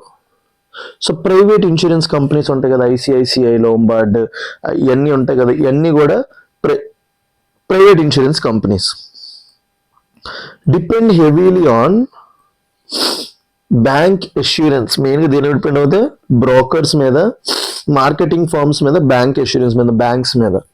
Commissions ratio jump to 7.21% to 8.95%. అదే ఎల్ఐసికి అయితే 5% దగ్గర ఉంది, ఇక్కడేమో 8%. అంటే ఎంత డిఫరెన్స్, 9%, అంటే 4% డిఫరెన్స్ ఉంది. Commission expenditure surged by 38.8%. So కమిషన్కి ఎక్కువ డబ్బులు ఖర్చు పెడుతున్నారు చూడండి. కీ ఇన్సైట్స్ ఏంటి? Divergence is not due to fraud or misselling alone but channel composition and bargaining power differences. So మెయిన్గా ఏంటి, ఈ కంపెనీస్ యొక్క బార్గెనింగ్ పవర్ అనేది చాలా ఎక్కువ ఉండడం వల్ల, మెయిన్గా బ్యాంక్స్, ఈ బ్రోకర్స్ బార్గెనింగ్ పవర్ ఎక్కువ ఉండడం వల్ల వీళ్ళు ఎక్కువగా ఛార్జ్ చేస్తున్నారంట. The core issue, bargaining power and market structure. 26 life insurers compete for partnerships with banks controlling over 4 lakh branches. So main గా ఈ ప్రైవేట్ లైఫ్ ఇన్సూరెన్స్ కంపెనీస్ కి మెయిన్ గా కస్టమర్స్ ఎక్కడి నుంచి వస్తారు? బ్యాంక్స్ నుంచి వస్తారు. ఎక్కడి నుంచి వస్తారు? బ్యాంక్స్ నుంచి. ఈ బ్యాంక్స్ దగ్గర ఎంతమంది కస్టమర్స్ ఉన్నారు? 4 lakh బ్రాంచెస్ ఉన్నాయంట. మొత్తం ఈ బ్యాంక్స్ దగ్గర ఎన్ని బ్రాంచెస్ ఉన్నాయి? 4 lakh బ్రాంచెస్ ఉన్నాయి. సో బ్యాంక్స్ ఇప్పుడు ఏం చెప్తారు? వీళ్ళ దగ్గర ఇన్ని బ్రాంచెస్ ఉన్నాయి కాబట్టి ఈ బ్రాంచెస్ లో ఉన్న కస్టమర్స్ కి అమ్మాలంటే వాళ్ళు సజెస్ట్ చేయాలంటే banks extract high commission. So banks అనేవాళ్ళు హై కమిషన్ అడుగుతారంట. డ్యూ టు స్విచ్చింగ్ ఈజ్, మెయిన్గా బ్యాంక్స్కి స్విచ్చింగ్ ఈజ్ ఎక్కువ ఉంటుంది. వాళ్ళు ఈజీగా మీతో కొనిపించగలరు. Scale advantage. సో వాళ్ళ దగ్గర చాలా అమౌంట్ ఆఫ్ ఈ మెంబర్స్ ఉంటారు. ఇంకా డిస్ట్రిబ్యూషన్ డామినెన్స్. సో ఈజీగా బ్యాంక్స్ అనేవి వాళ్ళ ప్రొడక్ట్స్ అమ్మగలవు కాబట్టి this results in what? So ఇప్పుడు బ్యాంక్స్ దగ్గర ఏ పవర్ ఉంటుంది? డిమాండింగ్, బార్గెనింగ్ పవర్ ఉంటుంది. Price power concentration. మెయిన్గా దీని వల్ల ఏమైపోయింది? బ్యాంక్స్కి ప్రైస్ పవర్ కాన్సన్ట్రేషన్ పెరిగిపోతుంది. Commission inflation, pressure on insurer margins. So మెయిన్గా మార్జిన్స్, కంపెనీస్కి మార్జిన్స్ తగ్గిపోతాయి అనమాట.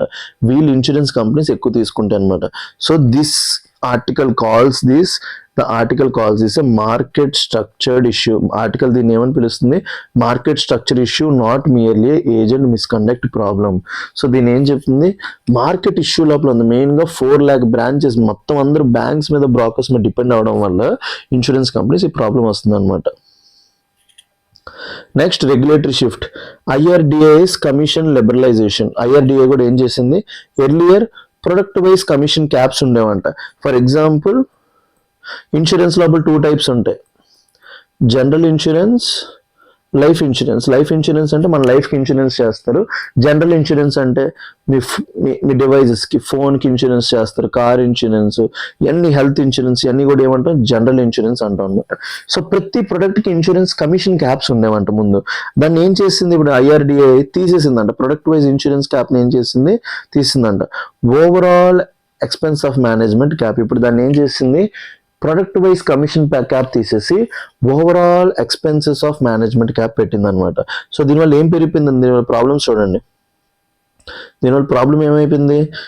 Greater flexibility for insurers. మెయిన్గా ఇన్సూరర్స్ ఎవరైతే ఉన్నారో వాళ్ళకి ఫ్లెక్సిబిలిటీ వచ్చింది. However bargaining power imbalances remains.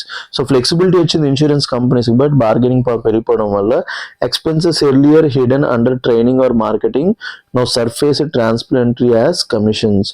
So ముందు వాటికి ట్రైనింగ్ అండ్ మార్కెటింగ్ అనేవారంట, వాటికి ముందు పేరు పెట్టి ఇప్పుడు డైరెక్ట్గా ఏం చెప్తున్నారు? కమిషన్స్ అని డైరెక్ట్గా చెప్పుకుంటున్నారు. సో రెగ్యులేటరీ ఇంట్రెంట్ ఏంటి? మెయిన్గా ఇది ఎందుకు తీసుకొచ్చింది? ఎఫిషియన్సీ పెంచడానికి. అయితే గ్రౌండ్ రియాలిటీ ఏంటి?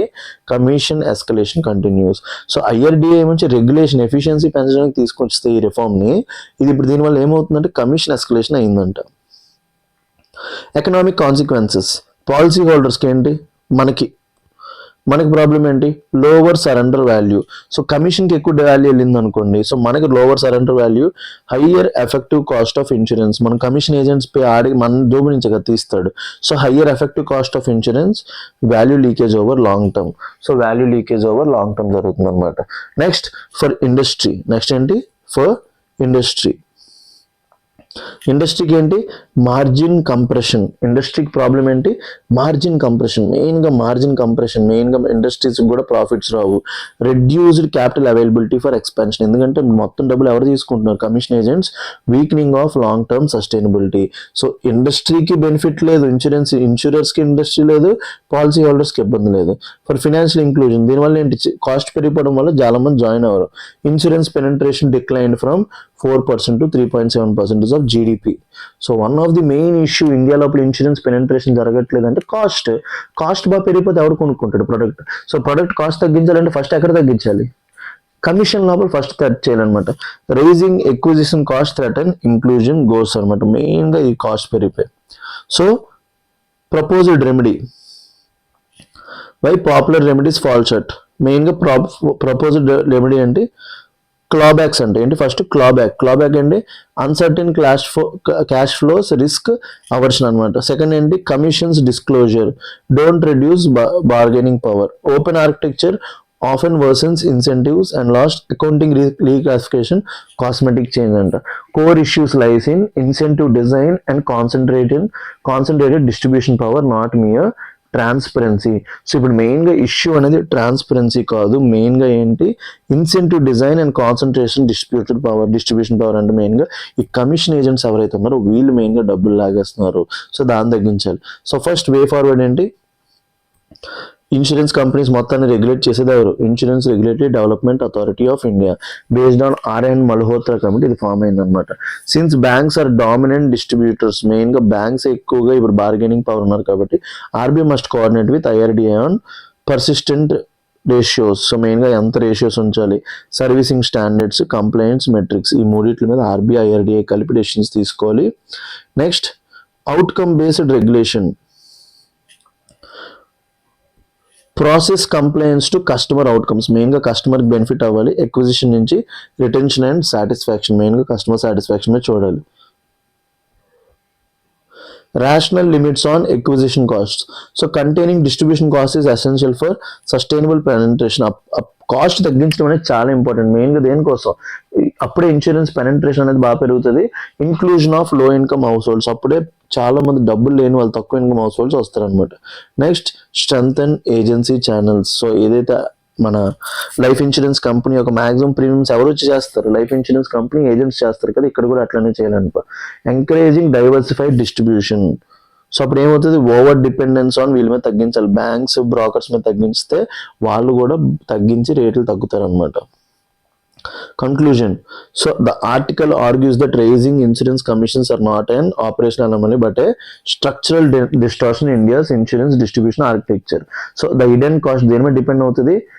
మెయిన్గా పాలసీ హోల్డర్స్ త్రూ లో రిటర్న్స్ మనకు వస్తుంది. ఇన్సూరర్స్కి ఏంటి? మార్జిన్ ఎరోడ్ అయిపోతే ఎకానమీకి ఏమవుతుంది? Decreasing insurance penetration just only 3.6% ఉంది. సో అది బాగా జరగాలంటే కమిషన్స్ ఎవరైతే ఉన్నారో వాళ్ళ యొక్క కాస్ట్ తగ్గితే ఫినాన్షియల్ ఇంక్లూజన్ జరుగుతుంది. So unless incentive structure and bargaining dynamics are corrected, sustainable growth in India's life insurance sector will remain constrained. మెయిన్గా మొన్నే మనం ఎఫ్డిఐ కూడా 100% అలౌ చేసాం. ఇన్సూరెన్స్ సెక్టర్లో ఇప్పుడు ఎఫ్డిఐ ఎంత ఉంది?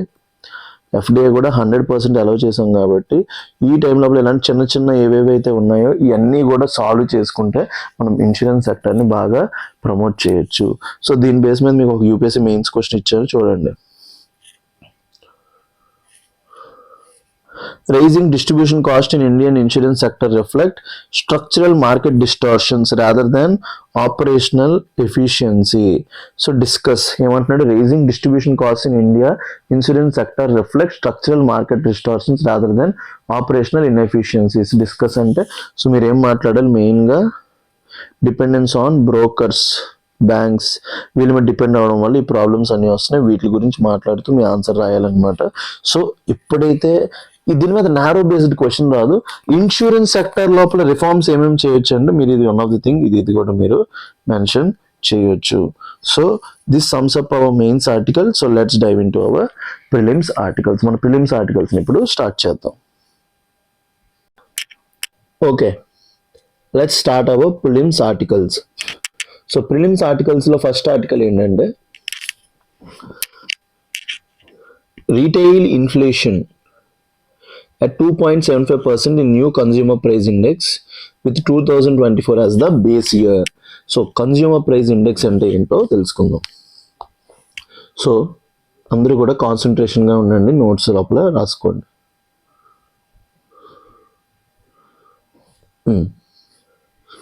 సో నార్మల్గా inflation is nothing but rise in price level. దాన్ని ఏమంటాం? ఇన్ఫ్లేషన్. ఫర్ ఎగ్జాంపుల్ 1 చాక్లెట్ మీకు 5 రూపీస్ పడింది. సేమ్ ఇప్పుడు అదే చాక్లెట్ మీకు 10 రూపీస్ పెడితే ఈ 5 రూపీస్ ప్రైజ్ని ఏమంటాం? ఇన్ఫ్లేషన్ అంటాం అనమాట. దీనివల్ల ప్రాబ్లం ఏంటి? ముందు మీకు ఒక చాక్లెట్ 5 రూపాయలకి వచ్చింది, సేమ్ అదే చాక్లెట్ ఇప్పుడు 10 రూపీస్కి వస్తుందంటే purchasing power of rupee reduces. ఎందుకంటే ఒకప్పుడు 500 రూపాయల నోట్ అంటే చాలా వాల్యూ, ఇప్పుడు 500 రూపాయల నోట్కి వాల్యూవే లేదు. సో అట్లా పర్చేసింగ్ పవర్స్ని ఇంపాక్ట్ చేస్తుంది, మన లైవ్లీహుడ్ని ఇంపాక్ట్ చేస్తుంది. సో ఎందుకంటే ఇన్ఫ్లేషన్ బేస్ చేసుకొని మనం మానిటరీ పాలసీ డిఫైన్ చేస్తాం. ఫిజికల్ పాలసీ లోపల కూడా కొన్ని ఇండికేటర్స్ అనేవి ఇన్ఫ్లేషన్ బేస్ మీద ఉంటాయి కాబట్టి మన ఇన్ఫ్లేషన్ అనేది very very important indicator in the economy. So అలాంటి ఇన్ఫ్లేషన్ మెజర్ చేసే ఇండెక్సే consumer price index. So CPI is nothing but consumer price index. ఇది రిలీజ్ చేసేది ministry of statistics and programme implementation. దాని కింద ఉన్న బాడీ నేషనల్ స్టాటిస్టికల్ ఆఫీస్. దాని కింద ఉన్న బాడీ పేరేంటి? National statistical office. So CPI వల్ల ఏంటంటే it measures inflation at the retail level. Retail లెవెల్లో ఇన్ఫ్లేషన్ని మెజర్ చేస్తుంది. ఏ లెవెల్లో మెజర్ చేస్తుంది? రిటైల్ లెవెల్, కన్జ్యూమర్ లెవెల్లో మెజర్ చేస్తుంది. గూడ్స్ అండ్ సర్వీసెస్ రెండు కూడా ఉంటాయి. గూడ్స్ అండ్ సర్వీసెస్ రెండింటిని కూడా మెజర్ చేస్తుంది. ముందు ఇనీషియల్ బేస్ ఇయర్ అనేది 2012. సో ఇప్పుడు ఎంతకు మారిందంటే 2024. సో ముందు 2012 ఉండేది, ఇప్పుడు 2024కి మార్చాం. సో సిపిఐ వాళ్ళ బెనిఫిట్ ఏంటి? It measures overall inflation in the economy. So దీని బేస్ మీద ఆర్టికల్కి వెళ్దాం రండి. Context. The Ministry of Statistics and Program Implementation released the new consumer price index. అవునా కదా? ఎవరు రిలీజ్ చేస్తారన్నాను? మోస్పీ అన్నానా లేదా? MoSPI. So series with 2024 as the base year, reporting retail inflation at 2.75% అంట. కొత్త బేస్ ఇయర్తో ఇప్పుడు ఇన్ఫ్లేషన్ ఎంత ఉందంట? 2.75%. This is the first inflation regarding the new base year, making historical comparisons difficult. So the revision reflects mainly revision ఏంటంటే the structural shift in consumption pattern. So అప్పుడు ఫుడ్కి ఒకలా weightage ఇచ్చేవాళ్ళం, ఇప్పుడు ఫుడ్కి ఒకలా వెయిటేజ్ ఇస్తున్నాం, and to improve inflation measurement accuracy అనమాట. Then what is CPI? CPI is nothing but consumer price index. మెయిన్గా ఏంటి? Changes in retail prices. ఏమేమి ఉంటాయని both goods and services consumed by households. So దీన్ని ఏమంటాం మనం? Headline retail inflation కూడా అంటాం. సో మెయిన్గా ఇదేంటి? ఇయర్ బేసిస్ మీద ఉంటుంది అనమాట.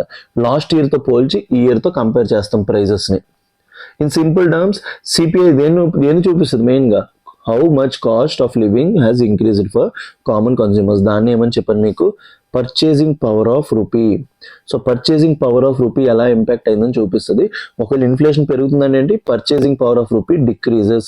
So cost of living for consumers ఏమవుతుంది? కాస్ట్ ఆఫ్ లివింగ్ అనేది పెరుగుద్ది. So who publishes CPI? CPI ఎవరు పబ్లిష్ చేస్తారు? Ministry of statistics. 1 second. It is released by ministry of statistics and programme implementation. ఎవరు release చేస్తారు? Office, national statistical office. ఆ ప్రైజెస్ని ఎవరు కలెక్ట్ చేస్తారు? Field operations division. So base year అంటే ఏంటి? Reference period. అక్కడి నుంచే కదా మనం మెజర్ చేస్తాం.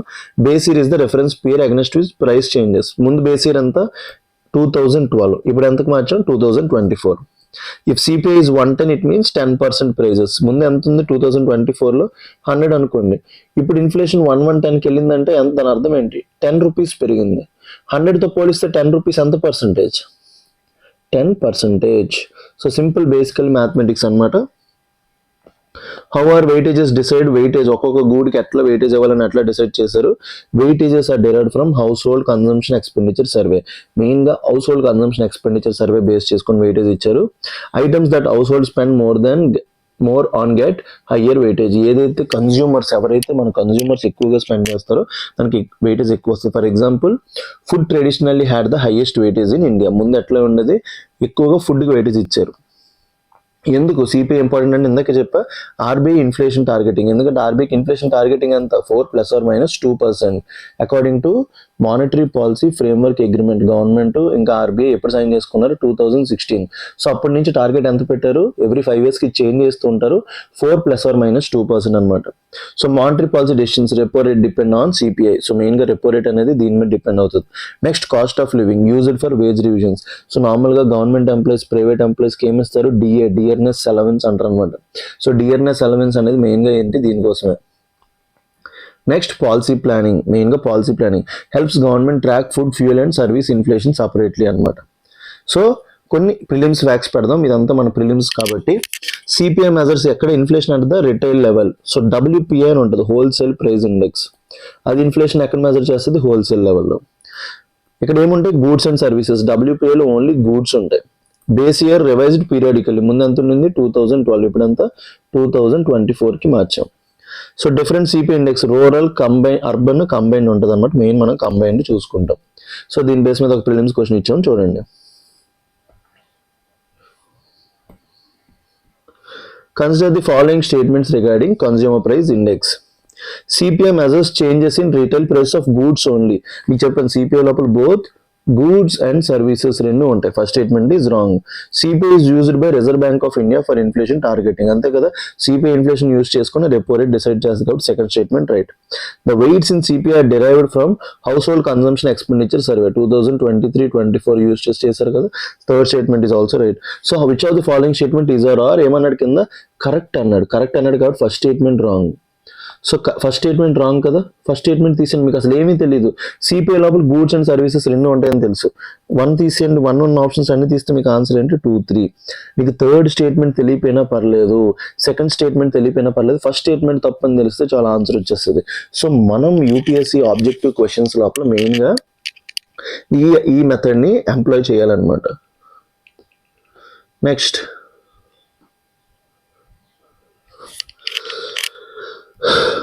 Defense Acquisition Council clears purchase of 114 Rafales for Indian Air Force and 6 P-8I aircrafts for Navy. So Defense Acquisition Council ఉంటుంది.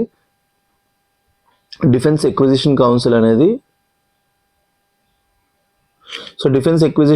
అనేది రఫేల్ జెట్స్ ని 114 కొనుక్కుంది for IAF and 6 P-8I aircrafts అంటారనమాట. సో ఈ ఎయిర్క్రాఫ్ట్స్ ని కూడా పర్చేస్ చేసుకోవడానికి డీల్ సైన్ చేసింది. సో చూద్దాం రండి. సో ఇక్కడ ఇది ఒకటి మనకు బాగా తెలియాలి. డిఫెన్స్ ఎక్విజిషన్ కౌన్సిల్ ఏంటి? Defence acquisition council it will B chaired by defence ministry.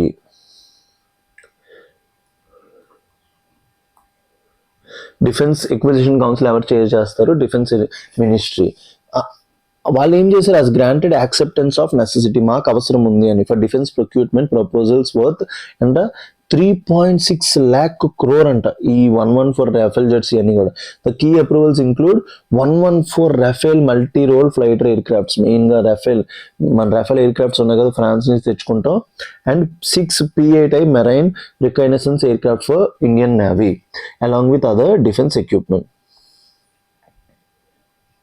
The decision aims to strengthen what? India's air power, మెయిన్గా ఎయిర్ సెక్టార్ లోపల ఎన్హాన్స్ మ్యారిటైమ్ సర్వేలెన్స్. ఈ రేఫెల్ ఎయిర్ క్రాఫ్ట్స్ యూజ్ చేసి Indian Ocean region లోపల maritime surveillance కోసం and boost indigenization under make in India. So key points ఇప్పుడు ప్రిలిమ్స్కి అడగొచ్చు. నాకు ఎందుకు డిఫెన్స్ ఎక్విజిషన్ కౌన్సిల్ కంటిన్యూస్గా న్యూస్లో ఉంటుంది, ఎందుకో ప్రిలిమ్స్లో అడుగుతాడు అనిపిస్తుంది. Let's see. Defence acquisition council highest decision making body in the Ministry of Defense on capital procurement. మెయిన్గా డిఫెన్స్ ఎక్విజిషన్ ఇంపార్టెంట్. చైర్మన్ ఎవరు? Defence minister. ఎస్టాబ్లిష్డ్ ఎప్పుడు? 2001లో ఎస్టాబ్లిష్ అయింది. సో మెయిన్గా డిఫెన్స్ ఎక్విజిషన్ కౌన్సిల్ ఎప్పుడు వచ్చింది? 2001. బ్యాక్గ్రౌండ్ ఏంటి? Formed based on recommendations of the group of ministers on reforming national security, మెయిన్గా to reform national security system after Kargil war మనకి 1999లో అయింది కదా. తర్వాత ఒక గ్రూప్ ఆఫ్ మినిస్టర్స్ పెడితే వాళ్ళు చెప్పారనమాట ఇలా డిఫెన్స్ ఎక్విజిషన్ కౌన్సిల్ పెట్టాలని. ప్రైమరీ ఆబ్జెక్టివ్ ఏంటి? Ensure expeditious procurement of armed forces requirements. So armed ఫోర్సెస్కి కావాల్సిన వెపన్స్ కానీ ఎయిర్ సిస్టమ్స్ కానీ ఇవన్నీ కూడా ప్రొక్యూర్ చేసుకోవడానికి హెల్ప్ అవుతుంది అనమాట. ఫోకస్ దేని మీద చేస్తుంది? Capability needs of the armed forces. దేని మీద ఫోకస్ చేస్తుంది? Capability needs of armed forces. Timely acquisition ఏంటి? సెకండ్ ఏంటి? Timely acquisition. వాటిని టైమ్లీ ఎక్విజిషన్ చేయడానికి third optional use of budgetary resources. మెయిన్గా third optimal use of budgetary resources. మెయిన్గా దేని చూస్తుంది? Capability of armed forces, army, navy, air force ఉన్నాయి కదా వాటికి టైమ్లీ ఎక్విజిషన్, మనకి సామాన్లు ఏవైతే ఉన్నాయో the items which you have to deliver. And third optional use of budgetary resources. ఇదేమిస్తుంది? Every time acceptance of necessity, అవసరం ఉందని చెప్తుంది అనమాట as the first step in defence procurement. So defence procurement లోపల ఫస్ట్ స్టెప్ ఏంటి? Necessity చూపించాలి. Defence procurement లోపల first step ఏంటి? నెసెసిటీ చూపించాలి. Functions under the broader defence acquisition procedure framework అనమాట. సో ఇక్కడ మనం ఏం తీసుకున్నాం? First P-8I air craft. First ఏంటి?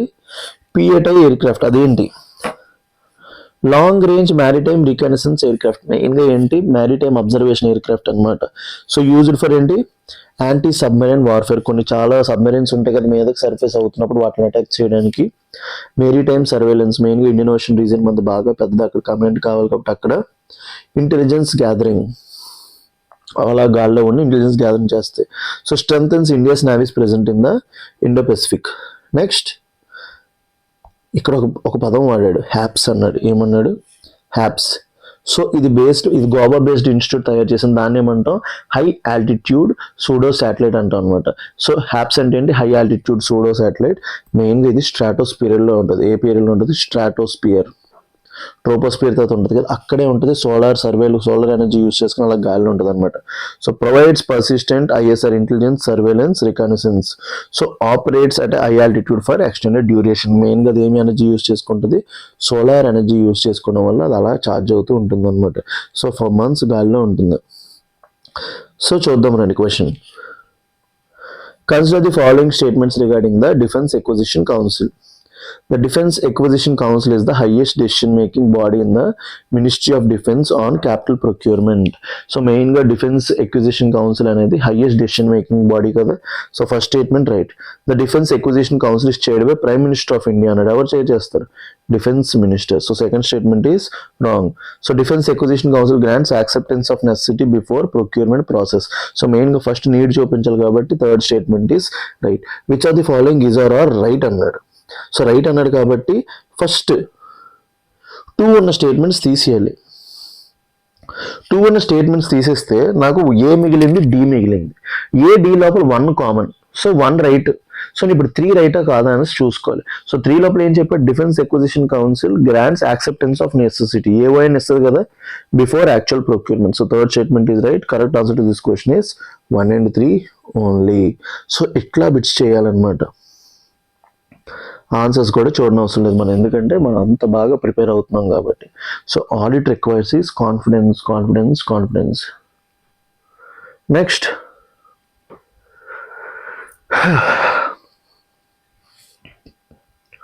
Modi to inaugurate new PMO and central secretariat buildings today. Modi to inaugurate new PMO. దాన్ని ఏమంటారు? సేవా తీర్థ్. ప్రైమ్ మినిస్టర్ ఆఫీస్ ఆ కాంప్లెక్స్ మొత్తాన్ని ఏమంటారు? సేవా తీర్థ్ అంటారు కదా. ఇంకా సెంట్రల్ సెక్రటేరియట్ బిల్డింగ్ అంట ఇవాళ చేయబోతున్నారంట. సో చూడండి, prime minister Narendra Modi is set to inaugurate the new PMO's office and central secretariat buildings including Kartavya Bhavan 1 and 2 as part of Central Vista Redevelopment Project. సో మన సెంట్రల్ విస్టా రీడెవలప్మెంట్ ప్రాజెక్ట్ కన్నా new parliament కట్టబోతున్నాం, secretariat కట్టబోతున్నాం అన్నీ కదా. So దాన్ని open చేయబోతున్నారు. The PMO will shift from South Block to newly constructed Sevateerth complex. So Sevateerth complex అంటే ఏంటి? Executive enclave. సో మొత్తం ఎగ్జిక్యూటివ్ ఎన్క్లేవ్ ఏదైతే ఉందో ఒకప్పుడు అది పవర్ని చూపిస్తే ఇప్పుడు గవర్నెన్స్, పీపుల్ యొక్క రెస్పాన్సిబిలిటీని చూపిస్తుంది. సో అందుకే దాన్ని ఏం చెప్పాం మనం? ఎగ్జిక్యూటివ్ ఎన్క్లేవ్ ఆర్ కాన్క్లేవ్ అని మనం ఇప్పుడు ఏమంటున్నాం? సేవాతీర్థ్ అంటాం అనమాట. అందులో ఇప్పుడు ప్రైమ్ మినిస్టర్ ఆఫీస్ ఉంటుంది. This marks the end of administrative functioning from the historic north and south blocks. So north and south blocks లో కాకుండా ఇక్కడ అవుతుంది అనమాట. So key principal points. Institutional facts. Prime minister's office అనేది ఏంటి? ఒక extra constitutional body assisting the prime minister. So prime minister office గురించి అక్కడ కాన్స్టిట్యూషన్లోని లేదు, లా కూడా లేదనమాట, స్టాచ్యుటరీ బాడీ కూడా కాదు. So prime minister office is the extra constitutional body. Next cabinet secretariat. Prime minister ఆఫీస్ని అసిస్ట్ చేసేది అదే కదా. Coordinates between ministries and ensures implementation of cabinet decisions. So cabinets మనకి 8 kinds ఆఫ్ క్యాబినెట్ కమిటీస్ ఉంటాయి కదా. So మెయిన్గా ఈ 8 kinds of cabinet committees కింద కామెంట్ సెక్షన్ లోపల కామెంట్ చేసి వాటి యొక్క చైర్పర్సన్ పెట్టండి. So how many kinds of cabinet committees are there and దాని చైర్పర్సన్ ఏదైతే ఉందో కింద కామెంట్ సెక్షన్ లోపల కామెంట్ చేయండి. సో క్యాబినెట్ సెక్రటేరియట్ ఏదైతే ఉందో అది కోఆర్డినేట్ చేస్తుంది. అప్పుడు నాకు కింద లోపల జాబ్ అనమాట, జస్ట్ మిస్లో పోయిందనమాట. Deputy field officer main in cabinet secretariat. ఒకవేళ అయ్యి ఉంటే ఇప్పుడు 2 yearsగా అక్కడ జాబ్ కూడా చేస్తూ ఉండేవాడిని. Next national security council secretariat అనమాట. సో మెయిన్గా నేషనల్ సెక్యూరిటీ కౌన్సిల్ చూసుకుంటుంది. Then what is the central vista project అనేది ఏంటంటే, ఈ సెంట్రల్ విస్టా ప్రాజెక్ట్ ఏంటి? Includes new parliament building. So central vista ప్రాజెక్ట్లో ఏముంటుంది, న్యూ పార్లమెంట్ బిల్డింగ్ ఉంటుంది, కర్తవ్య పత్ రాజ్పథ్ ముందనే వాళ్ళ కర్తవ్య పత్ ఉంటుంది, ఇంకా కామన్ సెంట్రల్ సెక్రటేరియట్ ఉంటుంది, focuses on administrative efficiency plus modern infrastructure. So central vista project లోపల ఏమేమి డెవలప్ చేయబోతున్నాం, న్యూ పార్లమెంట్ బిల్డింగ్, కర్తవ్య పత్ ముందు రాజ్పథ్ అనేవాళ్ళు ఇప్పుడు కామన్ సెంట్రల్ సెక్రటేరియట్, మెయిన్గా administrative efficiency plus modern infrastructure. ఎందుకంటే మీరు బాగా బ్రిటిష్ కైండ్ ఆఫ్ ఇన్ఫ్రాస్ట్రక్చర్ గురించి కనుక మీకు తెలుసుంటే పాతకాలంలో అవన్నీ కూడా బాగా కంజెస్టెడ్గా ఉండేవన్నమాట. సో ఆ ఇన్ఫ్రాస్ట్రక్చర్ నుంచి ఇప్పుడు మనం బయటికి వెళ్దాం అనుకుంటున్నాం అనమాట, అందుకోసం ఇవన్నీ కడుతున్నాం based on Indian needs. So చూద్దాం రండి question. Consider the following statements regarding the Prime Minister's office and Cabinet Secretariat. So, Prime Minister's office is a constitutional body mentioned in the Constitution of India. Constitution level mention చేసింది చాలా తక్కువ. Attorney General of India, చెప్పండి, CAG 148. So finance commission, election commission of India, ఇదే కానీ ఎప్పుడు కూడా prime minister office అనే term constitution level mention చేయలేదు. First statement is wrong. Cabinet Secretariat functions under Prime Minister and coordinates among ministries of the government and the India. Main Cabinet Secretariat అనేది ఎవరి కింద ఉంటుంది, prime minister is the key arch of cabinet అంటాం అనమాట. So అందుకే cabinet secretariat అనేది function under prime minister. Second statement is right. So first statement wrong కదా, దాన్ని బట్టి ఆన్సర్ వస్తుందో లేదో చూద్దాం. Which are the following statement is are correct అన్నాడు. సో 1 తప్పు, 3 తప్పు, ఎందుకంటే 1 ఉంది కాబట్టి. అయితే 2 అవ్వాలి, లేదా neither 1 or 2 అవ్వాలి. బట్ మీ అందరికి తెలుసు కదా, prime minister is the key arch of cabinet. So second statement is right. Correct answer this question is 2 only. So ఎప్పుడు కూడా క్వశ్చన్స్ చేసినప్పుడు ఎంత యాక్యురసీగా చేస్తే మనల్ని ఎవరు ఆపలేరు. So I request each and every one, మీరు అందరూ కూడా బాగా ఫోకస్డ్గా ఉండండి ఆన్సరింగ్ చేసినప్పుడు. మెయిన్గా క్వశ్చన్స్ ఆన్సరింగ్ చేసినప్పుడు ఫోకస్గా ఉంటే మనకి చాలా అంటే చాలా బెనిఫిట్ అవుతుంది. ప్లీజ్ 1 సెకండ్, వాటర్ తాగేసి వస్తాను.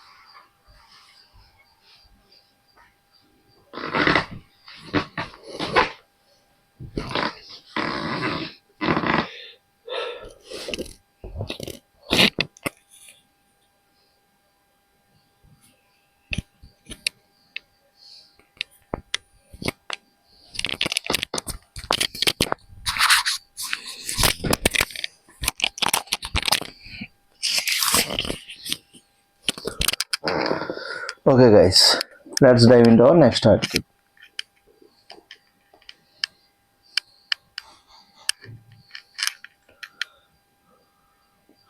BNP secures landslide victory in Bangladesh. So Bangladesh లోపల ఎవరికి వచ్చింది, బిఎన్పి, బంగ్లాదేశ్ నేషనలిస్ట్ పార్టీ. ఎందుకంటే షేక్ హసీనా పార్టీ ఆవామీ లీగ్ ఏదైతే ఉందో దాన్ని బ్యాన్ చేసేసారు. And Sheikh Hasina has left the country, మీ అందరికీ తెలిసిందే. సో అప్పటి వరకు, మొన్నటి వరకు Mohammad Yunus government, interim government ఉండేది. Now BNP has secured landslide victory అనమాట. సో చూద్దాం రండి. Bangladesh Nationalist Party led by Tariq Rahman secured a landslide victory in Bangladesh February 12th. Parliamentary elections. Rahman dacoit ఇవన్నీ పేర్లు విన్నారా? రీసెంట్గా దురంధర్ మూవీ చూసారా? సో ఈసారి ఎవరు, బిఎన్పి, ఎవరు led by Tarique Rahman. So అతని పార్టీ గెలిచిందంట. The party won and overwhelming majority with transfer of power expected shortly. So మెయిన్గా ట్రాన్స్ఫర్ ఆఫ్ పవర్ అనేది ఇంటరింగ్ గవర్నమెంట్ నుంచి ఇక్కడికి వస్తుంది. The elections also include a national referendum approving democratic reforms అనమాట. So significance for India ఏంటి, strategic importance. India అనే దానికి పక్కన నైబర్, మెయిన్గా నార్త్ ఈస్ట్. సో మెయిన్గా నార్త్ ఈస్ట్ ఇండియా స్టెబిలిటీకి బంగ్లాదేశ్తో రిలేషన్స్ హెల్ప్ అవుతుంది. సో అదే చెప్తున్నట్టు Bangladesh is critical for India's eastern security. మెయిన్గా నార్త్ ఈస్ట్ ఏదైతే ఉందో దాని సెక్యూరిటీకి Bangladesh plays a very important role. Next key partner in connectivity and trade. So మెయిన్గా కనెక్టివిటీ ట్రేడ్ లోపల చాలా అంటే చాలా ఇంపార్టెంట్ పార్ట్నర్. సో మెయిన్గా నార్త్ ఈస్ట్కి అనమాట. Next cooperation counter terrorism and border management. ఎందుకంటే చాలా వరకు ఇన్సర్జెంట్ ఏజెన్సీస్ ఎవరైతే ఉంటారో వీళ్ళందరూ కూడా బంగ్లాదేశ్కి మూవ్ అయిపోతుంటారు అనమాట. కౌంటర్ టెర్రరిజంకి చాలా హెల్ప్ అవుతారు. Next regional stability. So regional స్టెబిలిటీకి కూడా చాలా important. Political stability in Bangladesh effects north east. మెయిన్గా నార్త్ ఈస్ట్ మనకి, ఎందుకంటే north east connected by narrow pass known as Siliguri corridor అంటాం కదా. సో దానివల్ల ఇది చాలా చాలా important. Impacts BIMSTEC and broader pass dynamics.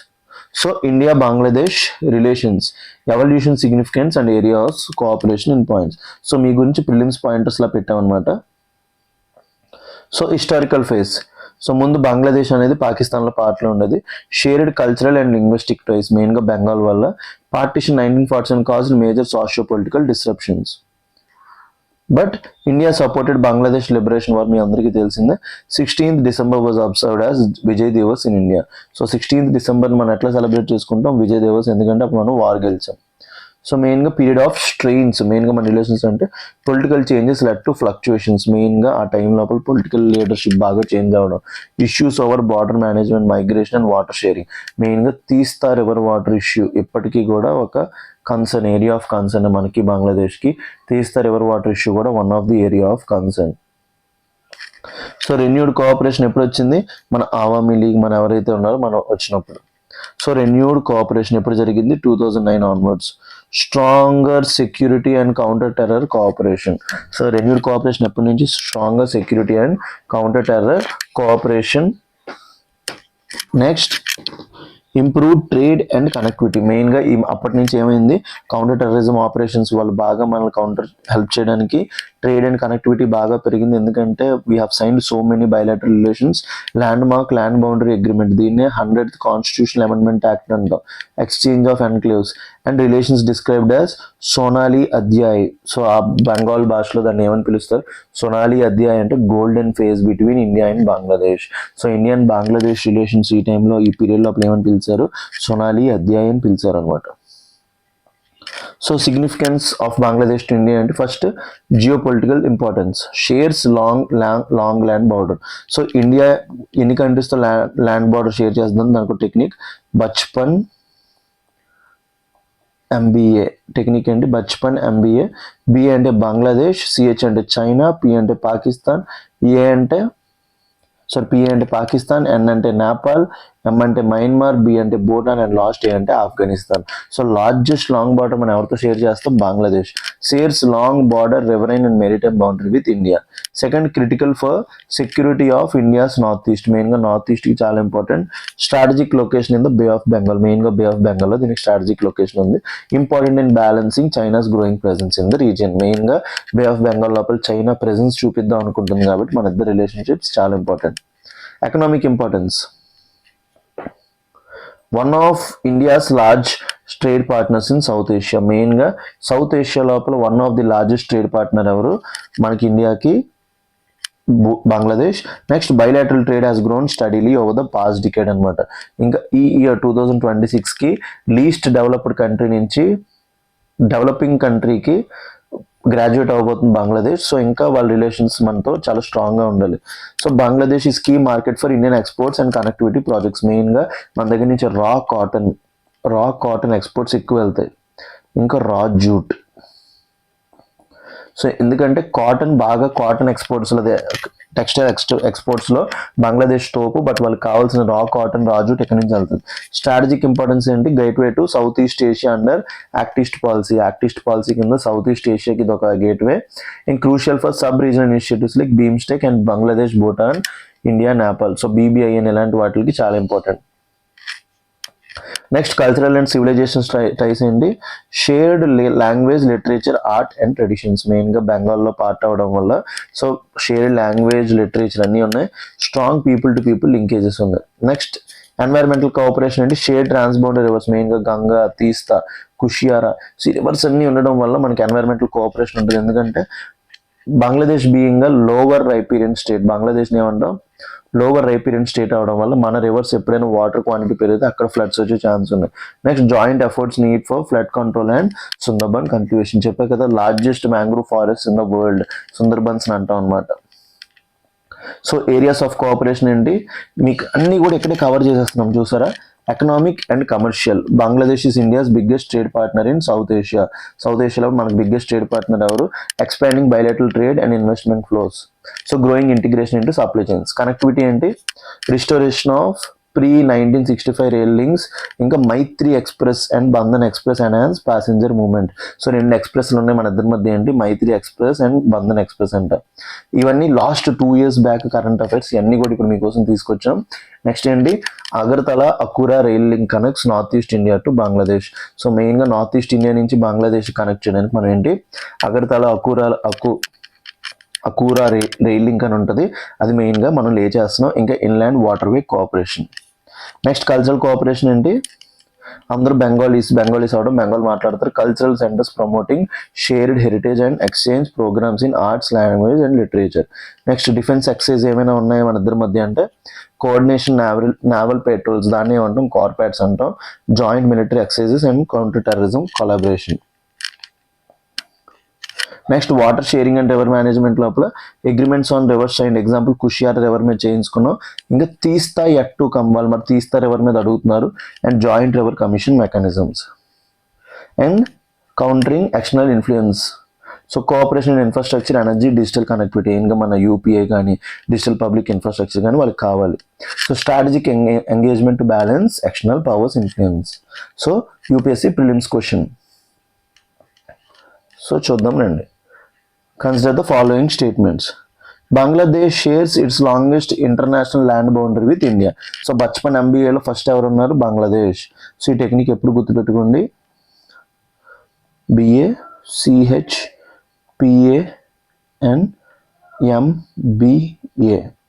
B అంటే బంగ్లాదేశ్, CH అంటే చైనా, P అంటే పాకిస్తాన్, N అంటే Nepal, Myanmar, Bhutan and last Afghanistan. ఇదే డిక్రీజింగ్ ఆర్డర్ కూడా. So Bangladesh shares longest international boundary with India. So Chattogram port and Mongla port in Bangladesh are used to enhance connectivity with India's north east. So మెయిన్గా ఈ ports Surya Sen, ఇప్పుడు మీరు బాగా modern history చదువుంటే Chittagong port ఇవన్నీ చదువు అంటారు. సో చటగాంగ్ పోర్ట్ ఇంకా మోంగ్లా పోర్ట్ అని 2 ఉంటాయి బంగ్లాదేశ్లో. ఇండియాస్ నార్త్ ఈస్ట్తో ట్రేడ్ పెంచడానికి ఇవి చాలా హెల్ప్ అవుతాయి అన్నమాట. So correct answer to this question is both 1 and 2. So చూసారా, బంగ్లాదేశ్లో ఎలక్షన్స్ గెలిస్తే మనకు అది అవసరం లేదు, బట్ ఏది ఇంపార్టెంటో అది మనం చూసుకుంటూ వెళ్తాం అనమాట. Next, quad is very important platform, India and active participant Kapoor. So ఎవరు చెప్తున్నారు, quad is very important platform. So quad లోపల ఎన్ని కంట్రీస్ ఉంటాయి, 4 countries. ఏంటంటే అవి, క్వాడ్కి ఇంకొక నేమ్ ఏంటి, quadrilateral dialogue. US, India, Australia, Japan, దాన్ని ఏమని పిలుస్తాం మనం, క్వాడ్ అని పిలుస్తాం అనమాట.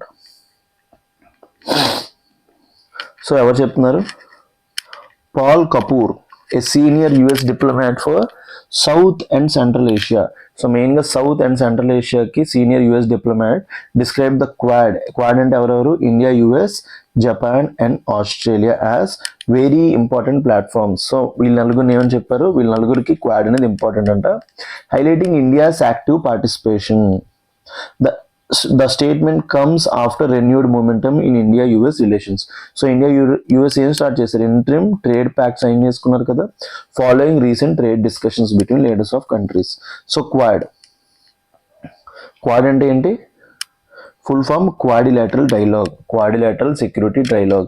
సో క్వాడ్ ఫుల్ ఫామ్ ఏంటి, క్వాడ్రిలేటరల్ సెక్యూరిటీ డైలాగ్. అప్పుడప్పుడు ఇలాంటి క్వశ్చన్స్ కూడా రావచ్చు, సో ఇలాంటివి కూడా చూసుకోండి. Quad is nothing but quadrilateral security dialogue.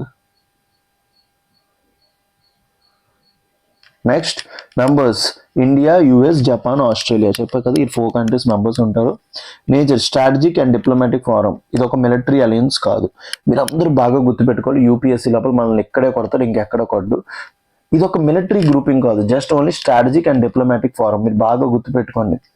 NATO ఒక మిలిటరీ గ్రూపింగ్, ఎందుకు ఒకరి మీద అటాక్ చేసి అందరి మీద అటాక్ చేసింది, ఇది ఒక మిలిటరీ గ్రూపింగ్ కాదు, ఇది ఏంటి ఒక strategic and diplomatic forum. Next మెయిన్గా ఏ ఏరియా లోపల గురించి, ఇండియా పెసిఫిక్ లోపల గురించి. ఆబ్జెక్టివ్ ఏంటి, to promote free, open and inclusive rules based Indo Pacific. Mainly to promote free, open, inclusive and rules based Indo Pacific. Quad doesn't have permanent headquarters. నార్మల్గా ఏ organisation కైనా headquarters ఉంటుంది. Quad doesn't have any permanent headquarters. No permanent secretariat లేదు. Meeting rotates among member countries. ఒక country నుంచి ఇంకో కంట్రీకి meeting membership అనేది మీటింగ్ రొటేట్ అవుతుంది. But it doesn't have common secretariat or common headquarters. So core areas of cooperation, వాళ్ళు మెయిన్గా ఏ ఏరియాస్ లో కోఆపరేట్ చేస్తారు, మ్యారిటైమ్ సెక్యూరిటీ, మెయిన్గా ఇండియన్ ఓషన్ పెసిఫిక్ రీజియన్ ఇది ఏదైతే ఉందో ఇక్కడ రూల్స్ బేస్డ్ ఆర్డర్ కావాలి. నెక్స్ట్ ఫ్రీడమ్ ఆఫ్ నావిగేషన్ ఏంటి, freedom of navigation in the Indo Pacific అనమాట. సో ప్రతి కంట్రీకి సావరెన్ రైట్స్ ఉంటాయి to navigate in the international sea without anyone's interference అనమాట. సో దానికోసం థర్డ్ సప్లై చైన్ రెసిలియన్స్, మెయిన్గా China +1, China నుంచి బయటికి వెళ్ళాలి ఎందుకంటే చైనా అనేది అది చేస్తుంది. నెక్స్ట్ ఫోకస్ ఏంటి, critical and emerging technologies, artificial intelligence, rare earth elements, green hydrogen. So వీటి లోపల ఫోకస్ కోసం next infrastructure development to counter belt one road initiative of China. ఇంకా క్లైమేట్ యాక్షన్, మెయిన్గా క్లైమేట్, ఇండియన్ ఓషన్ రీజన్ అనేది బాగా effect అవబోతుంది climate change వల్ల. Next health security, vaccine partnership. So key principles, వీళ్ళు ఏ ప్రిన్సిపల్స్ మీద వర్క్ చేస్తారు, first thing in international relations is respect for sovereignty and territorial integrity.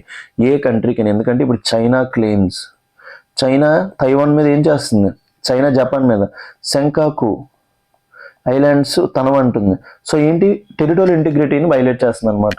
Next rule of law, United Nations యొక్క rules follow అవ్వాలి. Next promote democracy and human rights, మెయిన్గా citizens యొక్క democracy and human rights promote చేయడం, countering coercive activities in the region, వాటిని promote చేయడానికి. Genesis and evolution.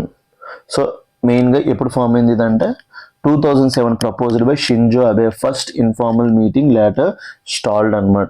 So ఈ 2007 లోపల ఎవరు ప్రపోజ్ చేశారు దీన్ని, Shinzo Abe, first informal meeting later stalled.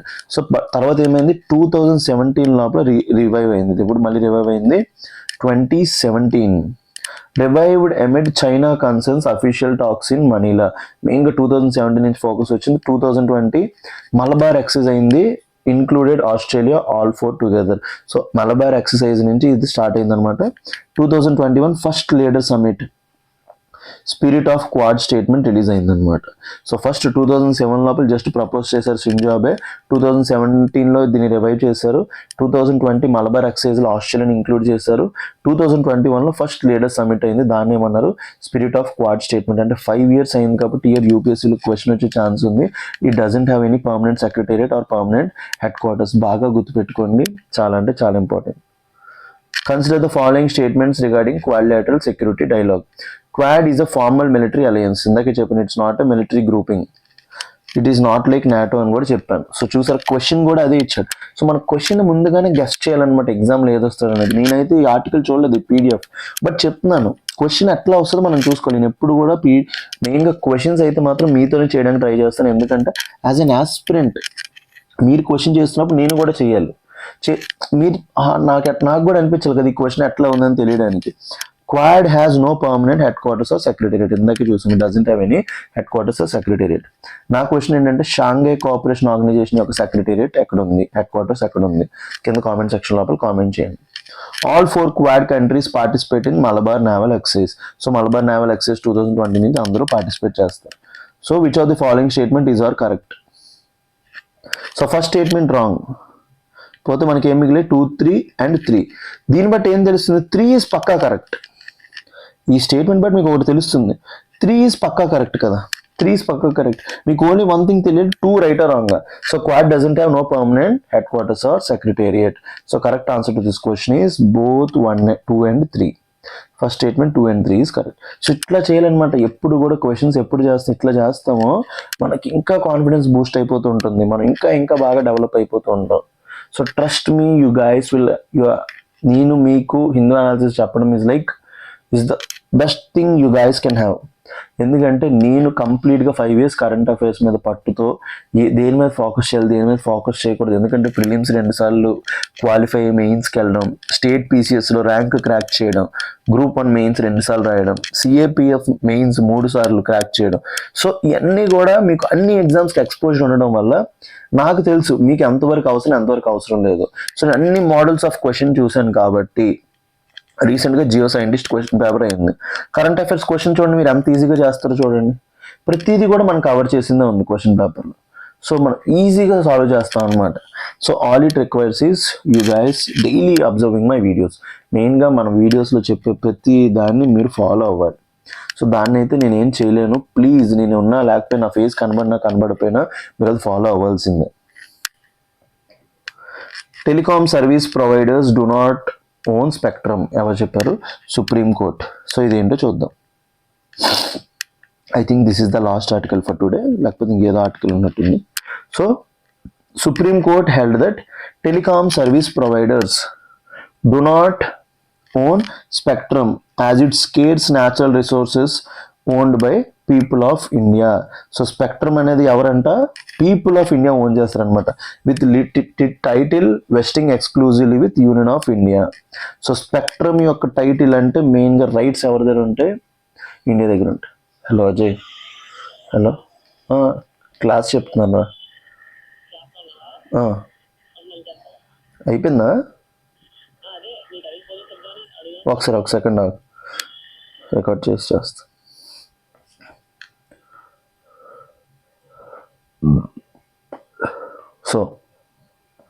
So ఏం చెప్తున్నారు? సుప్రీంకోర్టు ఏం చెప్పిందంట?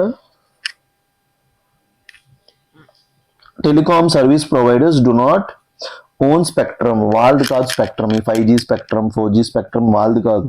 It is a scarce natural resource owned by people of India with legal title exclusively vesting with Union of India.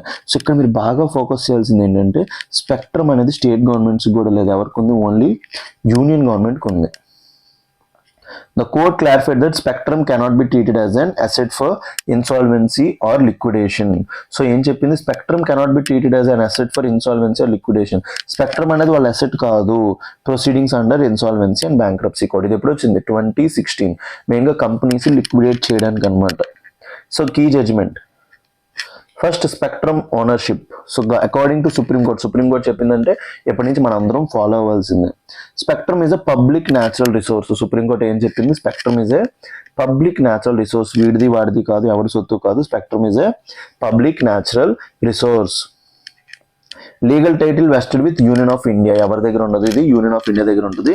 Telecom companies only receive usage rights, not ownership. So telecom కంపెనీస్కి only ఏముంటాయి? Usage rights ఉంటాయి, ownership ఉండదు. Licence not equal to property. ఇక్కడ ఒక పదం మాట్లాడి చూడండి. Only telecom కంపెనీస్కి ఏమి ఇస్తారు? Licence to use, not property. Spectrum licence grants limited conditional usage rights. So licence అనేది ఓన్లీ కొంతకాలం వరకే వస్తుంది. It's not ownership. It does not amount to transfer of ownership. దీని అర్థం ఓనర్షిప్ వెళ్ళిపోయిందని కాదు. Ownership always lies with people of India, అంటే government of India, subject to statutory conditions and public interest considerations. Next insolvency and bankruptcy code. Spectrum cannot be included in asset pool of a company undergoing insolvency. So insolvency and bankruptcy code అయినప్పుడు company యొక్క assets liabilities చూస్తారనమాట. When liabilities are more than assets కంటే liabilities ఎక్కువ ఉంటే ఆ టైంలో కంపెనీని insolvent అంటాం. సో ఆ టైం లోపల అసెట్స్ లోపల దేని కలపొద్దు అంటున్నారు? స్పెక్ట్రమ్ని కలపొద్దు. Corporate debtors cannot sell spectrum to recover liabilities. So corporate ఎవరైతే ఈ అప్పులు తీసుకుంటారో they cannot sell spectrum to recover liabilities అంట. వాళ్ళు స్పెక్ట్రమ్ అమ్మడానికి వాళ్ళకి రైట్స్ లేవంట. Government dues related to licence fees and spectrum charges must be cleared. So గవర్నమెంట్కి ఏమైనా లైసెన్స్ ఛార్జెస్కి వీటికి సంబంధించిన డ్యూస్ ఉంటే క్లియర్ చేసుకోవాలంట. సో రెగ్యులేటరీ ఫ్రేమ్వర్క్ ఏంటి? Telecom spectrum allocation governed by Department of Telecommunication. So telecom spectrum allocation ఎవరు చూసుకుంటారు? Department of Telecommunication. So easy bit next year రావచ్చు. Telecom regulatory authority of India, TRAI అంటాం, ఇది మొత్తం చూసుకుంటుంది. Operates under special legal regime distinct from ordinary commercial assets. So question ఏ perspective లో రావచ్చు. స్పెక్ట్రమ్ అలొకేషన్ ఎవరు చూసుకుంటారు? Department of Telecommunications. So consider the following statements regarding spectrum allocation of India. Spectrum is considered as a sovereign and is auctioned by central government. మెయిన్గా ఏంటి sovereignty asset, అది country యొక్క assets auction by central government. The telecom regulatory authority of India recommends reserve prices for spectrum auctions. మెయిన్గా prices ఎవరు చెప్తారు? TRA. So correct answer to this question is both 1 and 2. ఈ question correct answer ఏంటి? Both 1 and 2. And last article for today, RBI issues draft circular on revised guidelines for lead bank scheme. So lead bank scheme అనేది ఎప్పట్లో 1970s వచ్చింది అనమాట. So దానికి ఏంటి draft circular issue చేసింది, revised guide lines. So దీని గురించి తెలుసుకుందాం. So reserve bank of India has issued a draft circular proposing revised guidelines for lead bank scheme. Lead bank scheme అంటే ఏమీ లేదు, మెయిన్లీ ఫర్ ఫినాన్షియల్ ఇంక్లూజన్. దేనికోసం? Financial inclusion. So ఆ ఏరియాలో ఉన్న అందరికీ కూడా బ్యాంక్ అకౌంట్ ఓపెన్ చేయడానికి, ఫినాన్షియల్ సర్వీస్ అందించడానికి ఉన్న బ్యాంక్స్లో, ఫర్ ఎగ్జాంపుల్ ఎస్బీఐ ఉంది, ఐసిఐసిఐ ఉంది, హెచ్డిఎఫ్సి ఉంది, ఆ ఏరియాలో ఒక బ్యాంక్ని లీడ్ బ్యాంక్ కింద పెడతారు. అది మైన్గా చూసుకుంటుంది అనమాట. And invited public comments. So the revision aims to streamline the structure, roles and functioning of institutions under the scheme anamata. To strengthen, mainly strengthen cheyadaniki financial inclusion and coordination at the district and state levels. So chudandi about lead bank scheme. So what is this lead bank scheme? An institutional framework for district level planning, banking development and credit planning in India. So lead bank scheme anedi enti oka institutional framework for district level banking development and credit planning in India. మెయిన్గా district level బ్యాంకింగ్ను promote చేయడానికి introduced by reserve bank of India in 1969. So మెయిన్గా 1969 introduce చేశారు to promote financial inclusion. మెయిన్గా దేన్ని promote చేయడానికి? Financial inclusion. Based on concepts of social banking, integrating development goals with commercial banking. So మెయిన్గా poor people integrate చేయాలి banks లోపలికని తీసుకొచ్చారు.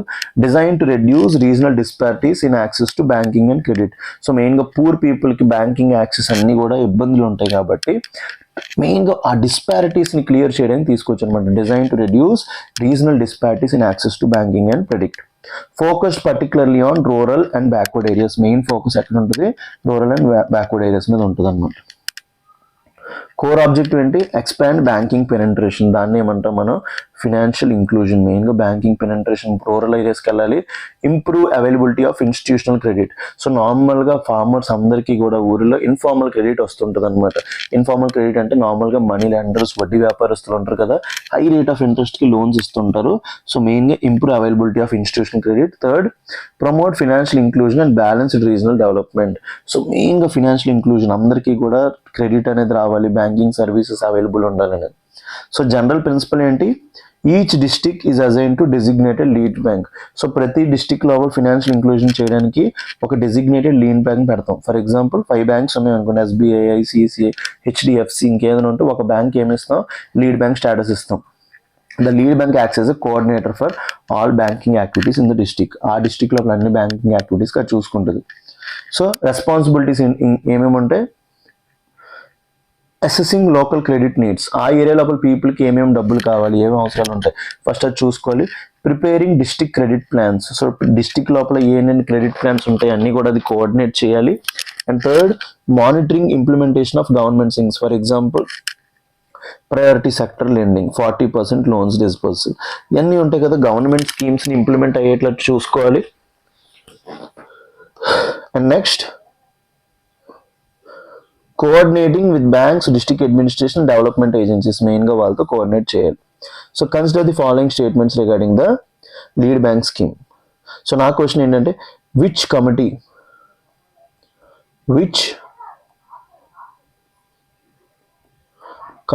Recommended lead bank scheme in India? So కింద comment section లోపల comment చేయండి. ఇప్పుడు వాళ్ళకి 3 క్వశ్చన్స్ అడిగినట్టున్నాను. ప్రతి క్వశ్చన్కి ఆన్సర్ని కామెంట్ సెక్షన్ లోపల కామెంట్ చేయండి. So first one, lead bank scheme was introduced by Reserve Bank of India in 1969. Under the scheme, each district is assigned to a designated lead bank to coordinate banking activities. Ante kada. The primary objective of this scheme is to promote foreign investment. Promote financial inclusion, మెయిన్గా rural ఏరియాస్లో people అందరికీ bank accounts open చేయాలి, వాళ్ళకి ఏంటి డబ్బులు వచ్చేటట్టు చేయాలి, వాళ్ళకి క్రెడిట్ రావాలి, అట్లా చూసుకోవాలన్నమాట. So third statement is wrong అనమాట. So which of the above statement is are correct అన్నాడు. థర్డ్ స్టేట్మెంట్ రాంగ్ అని మనకి ఏం మిగిలే 1, 2 and 2. సో 1 రైట్ అని తెలిసిపోయింది. So second statement right wrong తెలియాలి.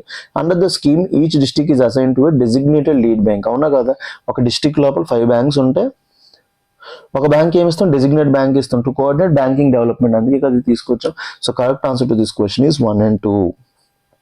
So these sums up hour today's Hindu analysis. 2 days Hindu analysis కలిపి కాంప్రిహెన్సివ్గా చూశాను. సో లీడ్ బ్యాంక్ స్కీమ్ గురించి తెలుసుకున్నాం, ట్రై స్పెక్ట్రమ్ గురించి తెలుసుకున్నాం. చూసుకుంటే అది యూనియన్ ఆఫ్ ఇండియా కింద ఉంటుంది. It is not asset, just only access వరకు మాత్రమే కంపెనీస్కి ఉంటుంది. నెక్స్ట్ క్వాడ్ గురించి తెలుసుకున్నాం. నెక్స్ట్ బంగ్లాదేశ్, మొత్తం బంగ్లాదేశ్ రిలేషన్స్ గురించి తెలుసుకున్నాం. క్యాబినెట్ సెక్రటేరియట్, పిఎంఓ ఇవన్నీ ఓపెన్ అయ్యి సేవా తీర్థి అన్నిటి గురించి తెలుసుకున్నాం. Next P eight I, Poseidon aircrafts, defence acquisition council గురించి తెలుసుకున్నాం. Rafale jets, P eight I aircrafts గురించి తెలుసుకున్నాం. నావీ ఎయిర్ క్రాఫ్ట్స్ గురించి తెలుసుకున్నాం. Consumer price index base year change అయింది, రివిజన్ కోసం తెలుసుకున్నాం. నెక్స్ట్ ఇన్సూరెన్స్ సెక్టార్లో ప్రాబ్లమ్స్ గురించి తెలుసుకున్నాం. And last and important first article for today, మెయిన్గా Indian foreign policy, multilateralism erode అవుతుంది కాబట్టి India must reframe its foreign policy అని తెలుసుకున్నాం. సో ఈ 9 ఆర్టికల్స్ని కూడా కాంప్రిహెన్సివ్గా మనం డీల్ చేసాం. I request each and every one to go through the all articles sincerely. ఈ ఇన్స్టిట్యూట్లో నేను పాలిటీ చెప్తున్నాను, మన ఇన్స్టిట్యూట్లో ఎన్వైర్న్మెంట్ చెప్తున్నాను. ఈ 2 కోర్సెస్ కావాలన్నా సరే మీరు తీసుకోవచ్చు. పీటీ 365 కరెంట్ అఫైర్స్ మండే నుంచి స్టార్ట్, నేనే చెప్తున్నా. పర్సనల్ మెంటర్షిప్ ఫర్ ప్రిలిమ్స్, మెయిన్గా మీ ప్రిలిమ్స్ ఒక షెడ్యూల్, ఈ మెంటర్షిప్ ఒకటి ఉంది నా దగ్గర, నేనే ఇస్తున్నాను. And last crash course, environment SNT crash course for prelims కూడా నేనే చెప్తున్నా. ఎలానో హిందూ అనాలిసిస్ ఫ్రీగా వస్తుంది. So request each and every one purchasing these courses. మీరు ఎప్పుడైతే ఈ కోర్సెస్ని పర్చేస్ చేసుకుంటారో నాకు కూడా ఇన్స్టిట్యూషన్ లోపల ఒక వాల్యూ పెరుగుతుంది, నాకు కూడా సేవ్ పెరుగుతుంది అనమాట. So I hope you all guys are enjoying our initiative. మెయిన్గా మన హిందూ అనాలిసిస్ని ఎంజాయ్ చేస్తున్నారు అనుకుంటున్నాను. విత్ ఇన్ ఫ్యూ డేస్ మనం ఏదైనా సెట్ చేయడానికి ట్రై చేద్దాం. సో నేను కూడా లైవ్ రావడానికి ట్రై చేస్తాను సురేష్ సార్ వచ్చినట్టు. సో మీ అందరికీ కూడా thank you for cooperation. So ఎప్పుడైనా వీలైతే లైవ్ కూడా వెళ్ళి చేయడానికి ట్రై చేస్తాను. సో అంతటి వరకు మనం రికార్డెడ్ వర్షన్లోనే వెళ్తాం. Thank you very much. Keep loving, keep smiling and be happy. So మీరు అందరూ అట్లా ఉంటారని ఆలోచిస్తున్నాను. Thank you very much.